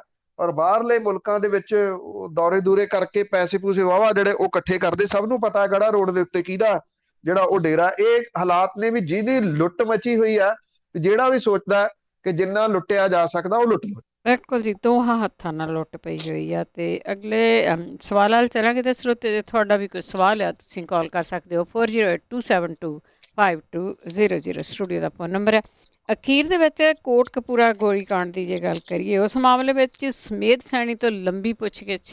ਦੇਖੋ ਪੁੱਛਗਿੱਛ ਜਿਹੜੀ ਆ ਉਹ ਪਤਾ ਨਹੀਂ ਇਹ ਕਿ ਤਣ ਪਤਨ ਜਿਹੜੀ ਉਹ ਲੱਗਦੀ ਆ ਜਾਂ ਨਹੀਂ, ਕਿਉਂਕਿ ਲੋਕਾਂ ਦਾ ਵਿਸ਼ਵਾਸ ਵੀ ਉੱਠ ਰਿਹਾ ਹੈ ਕਿਸਮ ਦੇ ਨਾਲ ਕਿ ਇਹਦੇ ਵਿੱਚੋਂ ਕੀ ਨਿਕਲਣਾ। ਇੰਨਾ ਜ਼ਰੂਰ ਹੈ ਕਿ ਫਸੇ ਹੋਏ ਕੈਪਟਨ ਅਮਰਿੰਦਰ ਸਿੰਘ ਹੋਰਾਂ ਦੀ ਜਿਹੜੀ ਸਰਕਾਰ ਹੈ ਉਹ ਇਸ ਮਾਮਲੇ ਦੇ ਉੱਤੇ ਜਾਂਚ ਤਾਂ ਤੇਜ਼ ਹੋਈ ਆ। ਉਹ ਇਸ ਕਰਕੇ ਜਾਂਚ ਜਿਹੜੀ ਤੇਜ਼ ਹੋਈ ਆ ਕਿ ਸ਼ਾਇਦ ਇਹਦੇ ਵਿੱਚੋਂ ਕੁਝ ਨਿਕਲ ਸਕੇ। ਨਿਕਲਦਾ ਜਾਂ ਨਹੀਂ ਨਿਕਲਦਾ ਇਹ ਬਾਅਦ ਵਾਲੀ ਗੱਲ ਹੈ। ਸਮੇਧ ਸੈਣੀ ਇੱਕ ਸ਼ਾਤਰ ਸਾਬਕਾ ਪੁਲਿਸ ਵਾਲਾ ਹੈ, ਇਹ ਸਭ ਨੂੰ ਪਤਾ ਹੈ। ਔਰ ਜਿਹੜੀ ਫੋਰਸ ਦਾ ਉਹ ਮੁਖੀ ਰਿਹਾ, ਔਰ ਖਾਸ ਤੌਰ ਦੇ ਉੱਤੇ ਜਿਹੜਾ ਉਹਦਾ ਜਿਹੜਾ ਹੈਗਾ ਜੀ ਅਫਸਰੀ ਦਾ ਕਾਲ, ਉਹਦੇ ਵਿੱਚ ਉਹਨੇ ਕਿਸ ਸ਼ਾਤਰਤਾ ਦੇ ਨਾਲ ਇੱਥੋਂ ਬਚਿਆ, ਉਹਨੂੰ ਸਾਰੀਆਂ ਚੋਰ ਬੋਰੀਆਂ ਦੇ ਭੇਦ ਨੇ। ਇਸ ਕਰਕੇ ਚਾਹੇ ਜਿਹੜਾ ਇਹ ਰਣਜੀਤ ਸਿੰਘ ਹੋਰਾਂ ਦਾ ਕਮਿਸ਼ਨ ਸੀਗਾ, ਉਦੋਂ ਬਾਅਦ ਜਿਹੜੀ ਸਿੱਟ ਬਣੀ, ਜਿਵੇਂ ਅਦਾਲਤੀ ਸਹਾਰੇ ਲੈ ਲੈ ਕੇ ਉਹਨੇ ਇਸ ਸਾਰੀ ਜਾਂਚ ਜਿਹੜੀ ਸੀ ਉਹਨੂੰ ਰੋਲ ਕੇ ਰੱਖ ਦਿੱਤਾ, ਉਹ ਸਭ ਦੇ ਸਾਹਮਣੇ। ਹੁਣ ਜਿਹੜੀ ਇਹ ਨਵੀਂ ਸਿੱਟ ਹੈ ਉਹਨੇ ਸਮੇਧ ਸਾਣੀ ਤੋਂ ਪੁੱਛਗਿੱਛ ਕੀਤੀ ਆ। ਮੈਂ ਫੋਟੋ ਵੇਖ ਰਿਹਾ ਸੀ, ਫੋਟੋ ਦੇ ਵਿੱਚ ਜਿਵੇਂ ਉਹ ਬੈਠਾ, ਉਹਦੀ ਜਿਹੜੀ ਬਾਡੀ ਲੈਂਗੁਏਜ ਆ ਉਹ ਇਸ ਕਿਸਮ ਦੀ ਆ ਕਿ ਤੁਸੀਂ ਮੇਰਾ ਕੀ ਕਰ ਸਕਦੇ ਹੋ। ਜੇ ਤੁਸੀਂ ਉਹ ਫੋਟੋ ਜਿਹੜੀ ਉਹ ਦੇਖੋ ਤਾਂ ਉਹਦੇ ਤੋਂ ਤੁਹਾਨੂੰ ਜਿਹੜੀ ਉਹ ਸਮਝ ਆ ਜਾਊਗੀ ਕਿ ਉਹਦੀ ਸਿਹਤ ਦੇ ਉੱਤੇ ਇਸ ਚੀਜ਼ ਦਾ ਕੋਈ ਅਸਰ ਨਹੀਂ ਹੋਣਾ, ਕਿਉਂਕਿ ਉਹਨੂੰ ਇਹ ਪਤਾ ਕਿ ਤੁਹਾਡੇ ਕੋਲੇ ਇੱਕ ਜਿਹੜਾ ਤਰੀਕਾ ਹੋਊਗਾ ਪੁੱਛਗਿੱਛ ਦਾ, ਉਹਦੇ ਕੋਲੋਂ ਬਚਣ ਦੇ ਉਹਦੇ ਕੋਲੇ 10 ਤਰੀਕੇ ਨੇ। ਕਿਉਂਕਿ ਉਹਨੂੰ ਬਚਾਉਣ ਵਾਲੇ ਜਿਹੜੇ ਨੇ ਉਹ ਵੱਡੇ ਵੱਡੇ ਸਿਆਸਤਦਾਨ ਨੇ, ਵੱਡੇ ਵੱਡੇ ਲੋਕ ਨੇ, ਜਿਹੜੇ ਕਿ ਸਮੇਧ ਸੈਣੀ ਦੇ ਕੋਲੇ ਉਹਨਾਂ ਦੇ ਬਹੁਤ ਸਾਰੇ ਭੇਦ ਨੇ। ਉਹਨਾਂ ਭੇਦਾਂ ਦੇ ਕਰਕੇ ਉਹ ਹਮੇਸ਼ਾ ਬਚਦਾ ਤੁਰਿਆ ਆਉਂਦਾ ਔਰ ਅੱਗੇ ਵੀ ਜਿਹੜਾ ਉਹ ਬਚੂਗਾ। ਵੇਖਣਾ ਇਹਦੇ ਵਿੱਚ ਇਹੀ ਹੋਊਗਾ ਕਿ ਸਮੇਧ ਸੈਣੀ ਤੋਂ ਜਿਹੜੀ ਇਹ ਕੀਤੀ ਜਾ ਰਹੀ ਪੁੱਛਗਿੱਛ ਹੈ, ਪਤਾ ਸਾਰਿਆਂ ਨੂੰ ਹੈ ਕਿ ਉਹ ਕਿੰਨਾ ਕੁ ਇਹਦੇ ਵਿੱਚ ਕਸੂਰਵਾਰ ਹੈ ਔਰ ਉਹਨੇ ਕਿਹਦੇ ਕਹੇ ਦੇ ਉੱਤੇ ਗੋਲੀ ਕੋਟਕਪੂਰੇ ਦੇ ਵਿੱਚ ਜਿਹੜੀ ਉਹ ਚਲਾਈ। ਇਹ ਕਿਸੇ ਤੋਂ ਲੁਕਿਆ ਛਿਪਿਆ ਨਹੀਂ। ਜਿਹੜੀ ਇਹ ਨਵੀਂ ਸਿੱਟ ਹੈ ਉਹ ਇਹਦੇ ਵਿੱਚ ਸਮੇਧ ਸੈਣੀ ਤੋਂ ਹੁਣ ਕੁਝ ਲੱਭ ਸਕੂਗੀ ਜਾਂ ਨਹੀਂ, ਇਹ ਸਭ ਤੋਂ ਅਹਿਮ ਸਵਾਲ ਜਿਹੜਾ ਹੋਊਗਾ। ਲੰਮੀ ਪੁੱਛਗਿੱਛ ਜਿਹੜੀ ਉਹ 4 ਘੰਟੇ ਦੀ ਜ਼ਰੂਰ ਜਿਹੜੀ ਕੀਤੀ ਆ ਇਸ ਸਿੱਟ ਨੇ, ਉਹਦੇ ਵਿੱਚੋਂ ਕੀ ਲੱਭਿਆ, ਕਿਉਂਕਿ ਸਿੱਟ ਦੇ ਉੱਤੇ ਰਿਸਟ੍ਰਿਕਸ਼ਨ ਲਾਈ ਹੋਈ ਆ ਹਾਈ ਕੋਰਟ ਨੇ ਕਿ ਉਹ ਮੀਡੀਆ ਦੇ ਕੋਲੇ ਨਹੀਂ ਜਾਣਗੇ, ਉਹ ਕੁਝ ਵੀ ਦੱਸਣਗੇ ਨਹੀਂ। ਇਹ ਕਿਹਾ ਜਾ ਰਿਹਾ ਕਿ ਇਸ ਮਾਮਲੇ ਦੇ ਵਿੱਚ ਜੇ ਕੈਪਟਨ ਅਮਰਿੰਦਰ ਸਿੰਘ ਹੋਰੀ ਹਾਈ ਕਮਾਂਡ ਦੇ ਕੋਲੇ ਚਫੇਰੇ ਘਿਰਦੇ ਦਿਸੇ ਤਾਂ ਫਿਰ ਉਹ ਇਸ ਸਿੱਟ ਦਾ ਆਸਰਾ ਲੈ ਕੇ, ਇਸ ਸਿੱਟ ਦਾ ਸਹਾਰਾ ਜਿਹੜਾ ਉਹ ਲੈ ਕੇ ਆਉਂਦੇ ਦਿਨਾਂ ਦੇ ਦੌਰਾਨ ਜਿਹੜੀ ਇਹ ਚਲਾਨ ਹੈ ਉਹ ਪੇਸ਼ ਕਰਨ ਦਾ ਡਰਾਮਾ ਰਚ ਸਕਦੇ ਆ। ਉਸੇ ਡਰਾਮੇ ਦੇ ਤਹਿਤ ਇਹ ਲੰਮੀ ਪੁੱਛਗਿੱਛ ਕੀਤੀ ਗਈ ਹੈ। ਜੀ ਜੀ। ਤੇ ਸਰੋਤਿਆਂ ਨੇ ਅਸੀਂ ਇੱਕ ਬ੍ਰੇਕ ਲਾ ਕੇ 4082725200 ਸਟੋਰੀ ਦਾ ਫੋਨ ਨੰਬਰ ਹੈ। ਮਿਲਦੇ ਇੱਕ ਬ੍ਰੇਕ ਤੋਂ ਬਾਅਦ। USA, KCVR 1570 AM, Stockton, Modesto, KOBO, Yuba City, 1450 AM, KIID, Sacramento, 1470 AM, KWRU, Fresno, 1300 AM, KLHC, Bakersfield, 1350.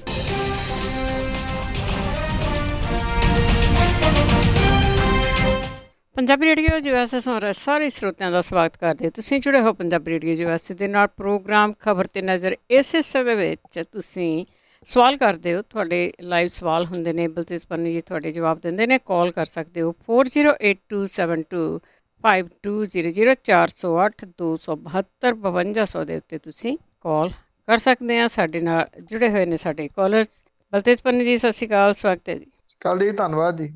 ਅੱਜ ਜੁੜੇ ਨੇ ਸਾਡੇ ਨਾਲ ਸਤਨਾਮ ਸਿੰਘ ਜੀ।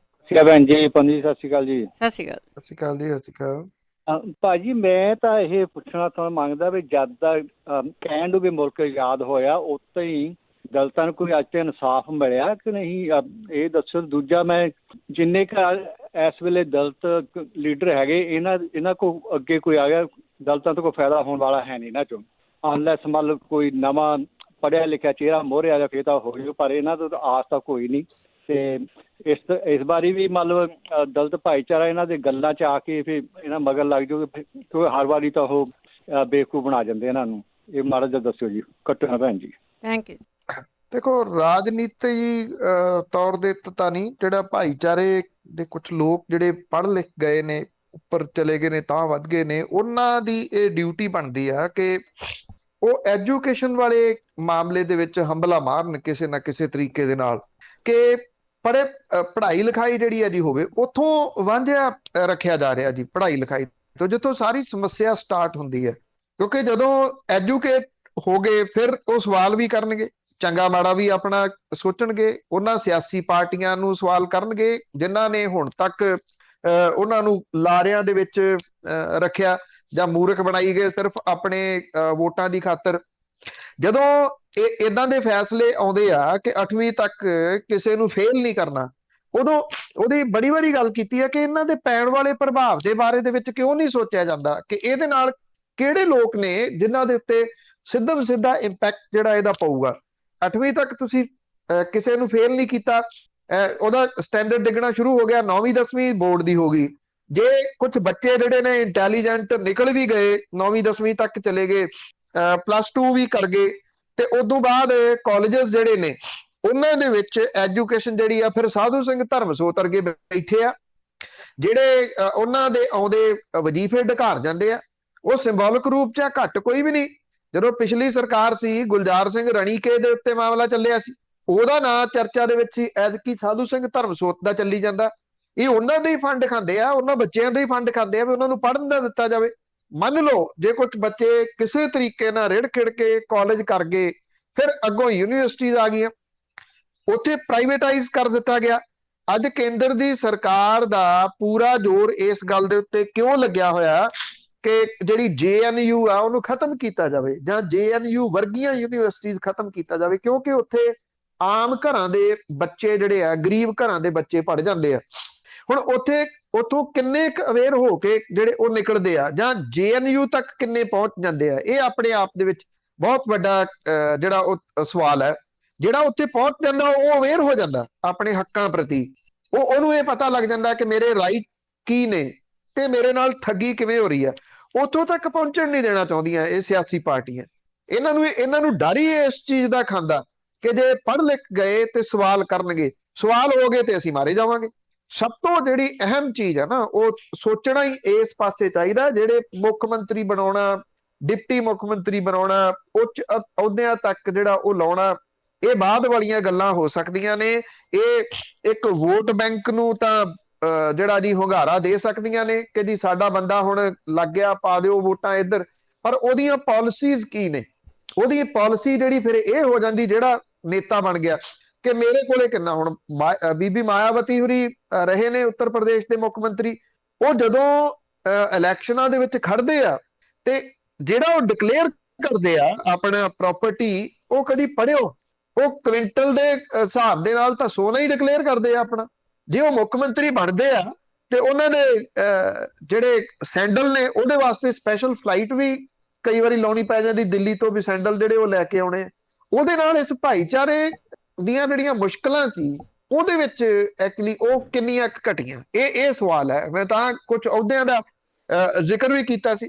ਪੁਰਾਣੇ ਸਮੇਂ ਤੋਂ ਲੈ ਲਓ, ਵੋਟ ਬੈਂਕ ਦੀ ਖਾਤਰ ਸੈਂਟਰ ਹੋ ਗਿਆ, ਸੂਬੇ ਹੋ ਗਏ, ਉਹਨਾਂ ਦੇ ਵਿੱਚ ਕਿਸੇ ਨਾ ਕਿਸੇ ਆਗੂ ਨੂੰ ਤਾਂ ਜਗ੍ਹਾ ਮਿਲ ਜਾਂਦੀ ਆ, ਉਹ ਪਰ ਸਿਰਫ ਆਗੂ ਨੂੰ ਜਗ੍ਹਾ ਮਿਲਦੀ ਆ, ਉਹ ਕਿਸੇ ਭਾਈਚਾਰੇ ਨੂੰ ਜਗ੍ਹਾ ਨਹੀਂ ਮਿਲਦੀ ਜੀ। ਉਹ ਕੋਈ ਵੀ ਹੋਵੇ ਜਿਹੜੀ ਇੱਥੇ ਹੈ ਨਾ ਜੀ, ਚਾਹੇ ਉਹ ਨੌਕਰੀਆਂ ਦੇ ਵਿੱਚ ਹੈ ਤੇ ਚਾਹੇ ਉਹ ਐਜੂਕੇਸ਼ਨ ਦੇ ਵਿੱਚ ਹੈ। ਖਾਸ ਤੌਰ ਦੇ ਉੱਤੇ ਮੈਂ ਐਜੂਕੇਸ਼ਨ ਦਾ ਜ਼ਿਕਰ ਜਿਹੜਾ ਜੀ ਉਹ ਜ਼ਰੂਰ ਕਰੂੰਗਾ। ਰਾਖਵਾਂਕਰਨ ਜਿਹੜਾ ਉਹ ਗਰੀਬੀ ਦੇ ਆਧਾਰ ਦੇ ਉੱਤੇ ਹੋਣਾ ਚਾਹੀਦਾ। ਉਹ ਕਿਸੇ ਵੀ ਜਿਹੜਾ ਗਰੀਬ ਕਿਸੇ ਵੀ ਭਾਈਚਾਰੇ ਦੇ ਵਿੱਚੋਂ ਆ, ਉਹਦੇ ਬੱਚੇ ਪੜ੍ਹਨ, ਜੇ ਪੜ੍ਹ ਲਿਖ ਜਾਣਗੇ ਤੇ ਫਿਰ ਜਿਹੜੀ ਜੀ ਇਹ ਸਮੱਸਿਆ ਹੱਲ ਹੋਊਗੀ। ਨਹੀਂ ਤਾਂ ਅਦਰਵਾਈਜ਼ ਉਹੀ 72-73 ਸਾਲ ਤੋਂ ਗਰੀਬ ਹਟਾਓ, ਗਰੀਬੀ ਹਟਾਓ, ਉਹ ਕਰੋ, ਆਹ ਕਰੋ, ਬਸ ਉੱਥੇ ਕੀ ਜਿਹੜਾ ਜੀ ਉਹ ਗੇੜੇ ਕਿਉਂ ਕੱਢੀ ਜਾਂਦੇ ਆ। ਇਹ ਇਸ ਭਾਈਚਾਰੇ ਨੂੰ ਸੋਚਣਾ ਪਊਗਾ ਕਿ ਜਿਹੜੀ ਐਜੂਕੇਸ਼ਨ ਆ ਉਹ ਦੂਰ ਕਿਉਂ ਕੀਤੀ ਗਈ। ਜਿੱਦਣ ਇਸ ਸਵਾਲ ਦਾ ਜਵਾਬ ਸਮਝ ਆ ਗਿਆ ਜੀ, ਸਮਝ ਲੈਣਾ ਜਦੋਂ ਤੁਸੀਂ ਸਮਝ ਹੀ ਗਏ ਤਾਂ 50% ਤੁਹਾਡੀਆਂ ਪ੍ਰੋਬਲਮ ਸੋਲਵ ਹੋਣ ਵੱਲ ਨੂੰ ਤੁਰ ਪੈਣਗੀਆਂ ਜੀ। ਓਕੇ, ਅਮਰਜੀਤ ਜੀ ਸਤਿ ਸ਼੍ਰੀ ਅਕਾਲ। ਹੈਲੋ, ਅਮਰਜੀਤ ਸਿੰਘ ਜੀ। ਹਾਂਜੀ ਹਾਂਜੀ ਹਾਂਜੀ, ਨਾਂ ਨਹੀਂ ਸੁਣਿਆ। ਸਤਿ ਸ਼੍ਰੀ ਅਕਾਲ ਪਨੂ ਸਾਹਿਬ ਜੀ। ਸਤਿ ਸ਼੍ਰੀ ਅਕਾਲ, ਕੀ ਹਾਲ ਜੀ? ਠੀਕ ਹੈ ਜੀ। ਪਨੂ ਸਾਹਿਬ, ਮੇਰਾ ਛੋਟਾ ਜਿਹਾ ਸਵਾਲ ਸੀ। ਜਿਹੜੇ ਲਾਕਡਾਊਨ ਦੇ ਵਿੱਚ ਜਦੋਂ ਆਮ ਜਿਹੜਾ ਰੋਜ਼ ਮਜ਼ਦੂਰ ਦਿਹਾੜੀ ਕਰਦਾ ਕਿਸੇ ਵੀ ਤਰ੍ਹਾਂ ਦੀ, ਉਹ ਕਾਫੀ ਤੰਗੀ ਦੇ ਵਿੱਚ ਆ, ਤੇ ਜਿਹੜੇ ਆਟੋ ਰਿਕਸ਼ਾ ਜਾਂ 3 ਵੀਲਰ ਚਲਾਉਂਦੇ ਬੰਦੇ ਉਹ ਵੀ ਤਕਰੀਬਨ ਬੰਦ ਨੇ। ਅੰਮ੍ਰਿਤਸਰ ਤੋਂ ਹਾਂ ਜੀ ਮੈਂ। ਅੰਮ੍ਰਿਤਸਰ ਦੇ ਵਿੱਚ 2 ਲੱਖ ਤੋਂ ਉੱਪਰ ਹੀ ਤਕਰੀਬਨ ਇਹ ਦੱਸੀ ਦੇ ਆਟੋ ਰਿਕਸ਼ੇ 3 ਵੀਲਰ, ਤੇ ਉਹਨਾਂ ਬਾਰੇ ਦੱਸੋ ਕੀ ਫਿਊਚਰ ਹੈ। ਮੈਨੂੰ ਥੋੜਾ ਜਿਹਾ ਤਾਂ ਵੀ ਇਮੋਸ਼ਨਲੀ ਤੌਰ ਤੇ ਦੁੱਖ ਹੋਇਆ। ਮੈਂ ਮੇਰੇ ਇੱਕ ਗੋਦਲੀ ਫੈਮਿਲੀ, ਉਹਨਾਂ ਨੂੰ ਮੈਂ ਲੈ ਕੇ ਦਿੱਤਾ ਸੀ ਤੇ ਉਹਨੂੰ ਕਾਫੀ ਕੁੱਟਿਆ ਕੱਟਿਆ ਉਹਨਾਂ ਨੇ, ਤੇ ਉਹ ਹੁਣ ਵਿਚਾਰਾ 100% ਹੀ ਬੇਸਹਾਰਾ ਵਾ। ਤੇ ਕੀ ਹੁਣ ਇਹ ਪਾਕਿਸਤਾਨ ਚਲ ਜਾਣ ਇਹੋ ਜਿਹੇ ਲੋਕ, ਜਾਂ ਕੀ ਇਹਨਾਂ ਬਾਰੇ ਕੋਈ ਪਲੈਨਿੰਗ ਹੈ? ਥੋੜੀ ਜਿਹੀ ਮੈਨੂੰ ਡਿਟੇਲ ਦਿਓ ਪਲੀਜ਼। Thank you. ਕੋਈ ਪਲੈਨਿੰਗ ਨਹੀਂ ਜੀ, ਸਰਕਾਰ ਦੀ ਕੋਈ ਪਲੈਨਿੰਗ ਨਹੀਂ ਗੀ। ਦਿੱਲੀ ਦੇ ਵਿੱਚ ਜਿਹੜੇ ਆਟੋ ਰਿਕਸ਼ਾ ਵਾਲੇ ਤੇ ਟੈਕਸੀਆਂ ਵਾਲੇ, ਉਹਨਾਂ ਦੇ 5-5 ਹਜ਼ਾਰ ਰੁਪਇਆ ਜ਼ਰੂਰ ਅਕਾਊਂਟ ਦੇ ਵਿੱਚ ਉੱਥੋਂ ਦੀ ਸਰਕਾਰ ਨੇ ਪਾਇਆ। ਔਰ ਇੱਥੇ ਤਾਂ ਇਦਾਂ ਦਾ ਕੁਝ ਵੀ ਨਹੀਂ ਜਿਹੜਾ ਹੈਗਾ ਜੀ। ਜਿਹੜੀ ਲੋਕਡਾਊਨ ਦੀ ਗੱਲ ਆ ਉਹ ਤਾਂ ਹੀ ਪਹਿਲੇ ਦਿਨ ਤੋਂ ਕਰਦੇ ਰਹੇ ਆ ਕਿ ਤੁਸੀਂ ਇਹਨਾਂ ਦੇ ਬਾਰੇ ਕੀ ਸੋਚ ਰਹੇ ਹੋ। ਜਿਹੜੇ ਰੋਜ਼ ਕਮਾ ਕੇ ਖਾਣ ਵਾਲੇ ਜਿਹੜੇ ਉਹ ਲੋਕ ਨੇ, ਅੱਗੋਂ ਪੁਲਿਸ ਜਿਹੜੀ ਹੈ ਜੀ ਉਹਦੀ ਡਾਂਗ ਉਹਨਾਂ ਦੇ ਉੱਤੇ ਵਿਚਾਰਿਆਂ ਤੇ ਚੱਲਦੀ ਹੈ। ਕਿਸੇ ਤਕੜੇ ਦੀ ਗੱਡੀ ਨੂੰ ਥੋੜੀ ਕਿਸੇ ਪੁਲਿਸ ਵਾਲੇ ਨੇ ਰੋਕਣਾ। ਕਦੀ ਸੁਣਿਆ ਕਿ ਜਿਹੜੀ ਮਹਿੰਗੀ ਗੱਡੀ ਆ ਉਹਦੇ ਤੇ ਡਾਂਗ ਮਾਰਤੀ ਜਾਂ ਉਹਨੂੰ ਰੋਕ ਲਿਆ ਪੁਲਿਸ ਨੇ? ਕੋਈ ਨਹੀਂ ਰੋਕਦਾ ਉਹਨੂੰ। ਲਾਕਡਾਊਨ ਦੇ ਵਿੱਚ ਵੀਕਐਂਡ ਕੰਪਲੀਟ ਬੰਦ ਹੁੰਦਾ, ਫਰਾਈਡੇ ਰਾਤ ਤੋਂ ਲੈ ਕੇ ਮੰਡੇ ਮਾਰਨਿੰਗ ਤੱਕ ਕਰਫਿਊ ਇਹ ਕਹਿੰਦੇ ਆ। ਤੁਸੀਂ ਹਾਈਵੇ ਦੇ ਉੱਤੇ ਚੱਲ ਜਾਣਾ ਜੀ, ਗੱਡੀਆਂ ਸ਼ੂਕਦੀਆਂ ਜਾਂਦੀਆਂ ਨੇ। ਸ਼ਹਿਰਾਂ ਦੇ ਵਿੱਚ ਚੱਲ ਜਾਓ, ਉੱਥੇ ਵੀ ਜਿਹੜੀਆਂ ਉਹ ਫਿਰਦੀਆਂ ਨੇ। ਹਾਂ, ਬਾਜ਼ਾਰ ਬਜ਼ੂਰ ਬੰਦ ਨੇ, ਉਹਦੇ ਕਰਕੇ ਇਉਂ ਲੱਗਦਾ ਕਿ ਟ੍ਰੈਫਿਕ ਜਿਹੜਾ ਜੀ ਉਹ ਹੈ ਨਹੀਂਗਾ। ਇਸ ਕਰਕੇ ਜਿਹੜਾ ਗਰੀਬ ਬੰਦਾ ਜੀ, ਜਿਹੜਾ ਚਲੋ ਉਹਨਾਂ ਕੋਲੇ 3 ਵੀਲਰ ਆ, ਉਹ ਕਿਤੇ ਕੱਢ ਲੈਂਦਾ ਹੋਊਗਾ ਵਿਚਾਰਾ, ਜਿਹੜੇ ਤੁਸੀਂ ਕਿਹਾ ਕਿ ਉਹਨੇ ਡਾਂਗਾ ਪੈ ਗਈਆਂ। ਜਿਹੜੇ ਇੱਥੇ ਲੇਬਰ ਚੌਕ ਦੇ ਉੱਤੇ ਆ ਕੇ ਬੈਠਦੇ ਆ ਜੀ ਰੋਜ਼ ਸਵੇਰ ਨੂੰ, ਉਹ ਆਪਣੀ ਨਾਲ ਰੋਟੀ ਜਿਹੜੀ ਜੀ ਬੰਨ ਕੇ ਕਿ ਅੱਜ ਦਿਹਾੜੀ ਲੱਗੂਗੀ, ਤੇ ਫਿਰ ਸ਼ਾਮ ਨੂੰ ਉਹਨਾਂ ਨੇ ਦੁਕਾਨਾਂ ਤੋਂ ਦੁੱਧ, ਦਹੀਂ ਜਾਂ ਜਿਹੜਾ ਸੌਦਾ ਪੱਤਾ, ਖੰਡ ਪੱਤੀ ਤੇ ਦਾਲਾਂ ਜਿਹੜੀਆਂ ਉਹ ਲੈ ਕੇ ਜਾਣੀਆਂ ਨੇ ਘਰੇ। ਕੰਸਟਰਕਸ਼ਨ ਦੇ ਕੰਮ ਵੀ ਤਾਂ ਬੰਦ ਹੋ ਗਏ। ਚੁਫੇਰੇ ਜਿਹੜੀ ਦੀ ਉਹ ਮਾਰ ਪਈ, ਆਮ ਬੰਦੇ ਨੂੰ ਮਾਰ ਪਈ ਨਾ। ਜਦੋਂ ਪਿਛਲੇ ਸਾਲ ਵੀ ਲਾਕਡਾਊਨ ਲਾਇਆ ਸੀਗਾ ਬਿਨਾਂ ਕਿਸੇ ਤਿਆਰੀ ਤੋਂ 4 ਘੰਟਿਆਂ ਦੇ ਨੋਟਿਸ ਦੇ ਉੱਤੇ, ਤੇ ਉਹ ਕਿਉਂ ਸੜਕਾਂ ਦੇ ਉੱਤੇ ਲੋਕ ਨਿਕਲ ਪਏ। ਪਿਛਲੇ ਸਾਲ ਦੇ ਵਿੱਚ ਤੇ ਇਸ ਸਾਲ ਦੇ ਵਿੱਚ ਇੱਕ ਫਰਕ ਵੱਡਾ ਜਿਹੜਾ ਉਹ ਵੇਖਣ ਨੂੰ ਇਹ ਮਿਲਿਆ। ਪਿਛਲੇ ਸਾਲ ਬਹੁਤ ਸਾਰੇ ਲੋਕਾਂ ਨੇ ਮਦਦ ਕੀਤੀ ਮੂਹਰੇ ਆ ਕੇ, ਇਸ ਵਾਰੀ ਉਹ ਬਹੁਤਾ ਕੁਝ ਨਹੀਂ ਦੱਸਿਆ। ਉਹਦਾ ਕਾਰਨ ਸ਼ਾਇਦ ਇੱਕ ਇਹ ਹੋ ਸਕਦਾ, ਜਿਹੜੇ ਆਮ ਲੋਕ ਸੀਗੇ ਉਹਨਾਂ ਦੇ ਕੋਲੇ ਵੀ ਥੋੜਾ ਬਹੁਤੇ ਫੰਡਸ ਜਿਹੜੇ ਉਹ ਪਏ ਸੀਗੇ ਆਪਣੇ ਜੋਗੇ, ਤੇ ਉਹਨਾਂ ਨੂੰ ਇਹ ਸੀਗਾ ਵੀ ਮਹੀਨੇ 2 ਮਹੀਨਿਆਂ ਦੇ ਵਿੱਚ ਸਾਰਾ ਕੁਝ ਠੀਕ ਹੋ ਜਾਣਾ ਤੇ ਫਿਰ ਅਸੀਂ ਕਮਾ ਲਾਂਗੇ। ਉਹਨਾਂ ਲੋਕਾਂ ਨੇ ਮਦਦ ਵੀ ਕੀਤੀ, ਅੱਜ ਵੀ ਕਰ ਰਹੇ ਨੇ ਲੋਕ ਮਦਦ। ਏਦਾਂ ਦੀ ਨਹੀਂ ਹੈ ਕਿ ਬਿਲਕੁਲ ਨਹੀਂ ਹੋ ਰਹੀ, ਪਰ ਉਨੀ ਨਹੀਂ ਹੋ ਰਹੀ ਜਿੰਨੀ ਪਿਛਲੇ ਸਾਲ ਹੋ ਰਹੀ ਸੀ। ਹੁਣ ਜਦੋਂ ਇਹ ਚੱਲ ਗਿਆ ਲੰਬਾ, ਔਰ ਲੰਬਾ ਚੱਲਣ ਕਰਕੇ ਜਿਨ੍ਹਾਂ ਦੇ ਕੋਲੇ ਥੋੜੇ ਬਹੁਤੇ ਪੈਸੇ ਹੈਗੇ ਸੀ ਉਹ ਵੀ ਖਰਚ ਚੁੱਕੇ। ਸਾਰੇ ਤੰਗ ਕਿਹੜੇ ਨਹੀਂ ਗਏ? ਛੋਟੀਆਂ ਦੁਕਾਨਾਂ ਵਾਲੇ ਤੰਗ ਨੇ। ਮਾਲਸ ਜਿਹੜੇ ਨੇ ਉਹਨਾਂ ਦੇ ਵਿੱਚ ਕਿਰਾਇਆ ਹੀ ਲੱਖ ਰੁਪਈਆ, 1.5 ਲੱਖ ਰੁਪਈਆ ਦੁਕਾਨਾਂ ਦਾ, ਉਹ ਵੀ ਉੱਜੜ ਰਹੇ ਆ। ਮਾਲਸ ਬੰਦ ਨੇ। ਜੇ ਕੁਝ ਘੰਟਿਆਂ ਦੇ ਵਾਸਤੇ ਖੁੱਲਦੇ ਆ, ਲੋਕ ਨਹੀਂ ਜਾਂਦੇ। ਜਿਹੜੇ ਥੀਏਟਰ ਨੇ ਉਹਨਾਂ ਦੇ ਵਿੱਚ ਕੰਮ ਕਰਨ ਵਾਲੇ ਲੋਕ, ਚਾਹੇ ਉਹ ਗਾਰਡ ਦੀ ਨੌਕਰੀ ਦੇ ਉੱਤੇ ਖੜਾ, ਬੂਹੇ ਤੇ ਖੜਾ, ਉਹ ਕਿੰਨੇ ਲੋਕ ਨੇ, ਕਿੰਨੀਆਂ ਨੌਕਰੀਆਂ ਨੇ, ਉਹ ਜਿਹੜੀਆਂ ਸਾਰੀਆਂ ਦੀਆਂ ਸਾਰੀਆਂ ਚਲੇ ਗਈਆਂ।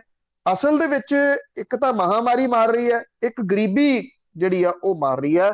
ਸ਼ਾਇਦ ਮਹਾਮਾਰੀ ਨਾਲੋਂ ਵੀ ਜ਼ਿਆਦਾ ਜਿਹੜੇ ਜੀ ਉਹ ਖਤਰਨਾਕ ਇਹ ਆ ਕਿ ਇਹਨਾਂ ਵਿਚਾਰਿਆਂ ਨੂੰ ਜਿਹੜੀ ਆ ਰੋਜ਼ ਦੀ ਕਮਾਈ ਜਿਹੜੀ ਹੁੰਦੀ ਸੀ ਉਹ ਲਗਭਗ ਠੱਪ ਹੋ ਗਈ। ਮਿਹਨਤਕਸ਼ ਲੋਕ ਨੇ, ਹੱਥ ਨਹੀਂ ਅੜਦੇ ਕਿਸੇ ਦੇ ਮੂਹਰੇ ਛੇਤੀ ਕੀਤੇ।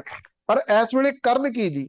ਤੁਸੀਂ ਕਿਹਦੀ ਗੱਲ ਕਰੋਗੇ? ਓਵਰਆਲ ਜਿਹੜਾ ਉਹ ਵਰਤਾਰਾ ਬਣਿਆ ਪਿਆ ਜੀ, ਬੇਹੱਦ ਚਿੰਤਾਜਨਕ ਸਥਿਤੀ ਬਣੀ ਹੋਈ ਹੈ ਜੀ। ਸਾਡੇ ਅਗਲੇ ਕਾਲਰ ਨੇ ਅਜੈਬ ਸਿੰਘ ਜੀ। ਹੈਲੋ, ਸਤਿ ਸ਼੍ਰੀ ਅਕਾਲ। ਹੈਲੋ, ਮੇਰੀ ਵਾਰੀ ਜਾ ਸਕਦੀ? ਹਾਂਜੀ ਹਾਂਜੀ, ਤੁਸੀਂ ਹਾਂਜੀ ਹਾਂਜੀ, ਮੇਰੇ ਰੇਂਜ ਵਿੱਚੋਂ ਘੱਟ ਹੈ ਸਵਾਲ। ਪੰਨੂ ਸਾਹਿਬ, ਸਮੇਂ ਤੋਂ ਪਹਿਲਾਂ ਵਾਲਾ ਹੀ ਹੈ ਵੀ ਜਿਹੜੀ ਕਰੋਨਾ ਵਾਲੀ ਜ਼ਿਆਦਾ ਬਿਮਾਰੀ ਵੱਡੀ ਜਿਹੜੀ ਆ ਉਹ ਕਰੋਨਾ ਵਾਲੀ ਤੇ ਚਲੋ ਠੀਕ ਹੋ ਜੂ ਹੋਰ ਸਾਲ 6 ਮਹੀਨਿਆਂ ਨੂੰ।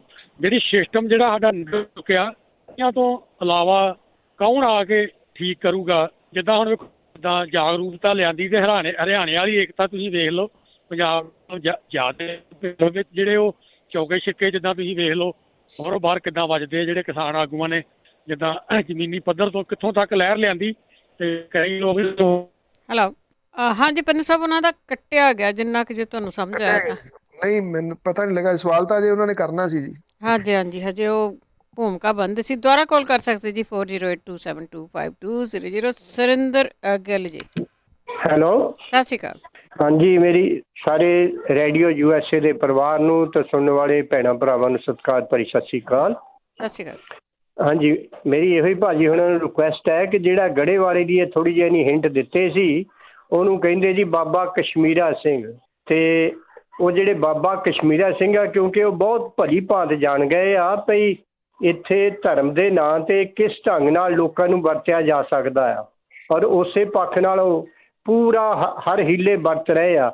ਜੇਕਰ ਇਹਨਾਂ ਕੋਲ ਥੋੜਾ ਟਾਈਮ ਹੋਵੇ ਤਾਂ ਉਹਨਾਂ ਦੀ ਥੋੜੀ ਜਿਹੀ ਬੈਕਗਰਾਊਂਡ ਵਗੈਰਾ ਦੱਸ ਸਕਦੇ ਆ ਤਾਂ ਦੱਸ ਦੇਣ, ਕਿਉਂਕਿ ਉਹਨਾਂ ਦਾ ਜੋ ਅਸਲੀ ਬੈਕਗਰਾਊਂਡ ਆ ਨਾ ਉਹ ਬਹੁਤ ਹੀ ਅਤੀ ਅਜੀਬੋ ਗਰੀਬ ਆ। ਚੰਗਾ ਭੈਣ, ਸਤਿ ਸ਼੍ਰੀ ਅਕਾਲ ਜੀ। ਸਤਿ ਸ਼੍ਰੀ ਅਕਾਲ। ਤੁਸੀਂ ਦੱਸ ਹੀ ਦਿੱਤਾ ਜੀ, ਸਾਬਕਾ ਪੁਲਿਸ ਵਾਲੇ ਨੇ। ਇੰਨਾ ਕੁ ਮੈਂ ਦੱਸ ਦਿੰਦਾ, ਬਾਕੀ ਸਾਰੇ ਜਾਣਦੇ ਨੇ ਜੀ। ਜੀ ਜੀ ਜੀ, ਬਿਲਕੁਲ ਪਤਾ ਹੀ ਆ ਬਹੁਤਿਆਂ ਨੂੰ। ਵੈਸੇ ਜੋਗਾ ਸਿੰਘ ਜੀ। ਜੋਗਾ ਸਿੰਘ ਜੀ। ਸੁੱਖਾ ਸਿੰਘ ਜੀ।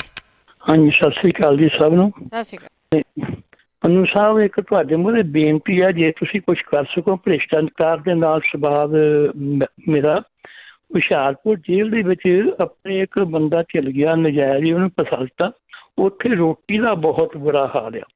ਉਹ ਜੇ ਉਹਨਾਂ ਨੂੰ ਵਿੱਚ ਬੰਦਿਆਂ ਨੂੰ ਕਹਿ ਤਾ ਤੁਸੀਂ ਆਪਣੀ ਬਣਾ ਲਓ, ਰਾਸ਼ਨ ਬੜਾ ਮਹਿੰਗਾ, 10 ਕਿਲੋ ਲੱਕੜੀਆਂ 160 ਰੁਪਏ ਦੀਆਂ ਮਿਲਦੀਆਂ, ਰੋਟੀਆਂ ਸੁੱਕੀਆਂ ਕੋਈ ਖਾ ਨਹੀਂ ਸਕਦਾ ਤੇ ਢਿੱਡ ਦੁਖਦੇ ਆ ਉਹਨਾਂ ਦੇ ਬੰਦਿਆਂ ਦੇ।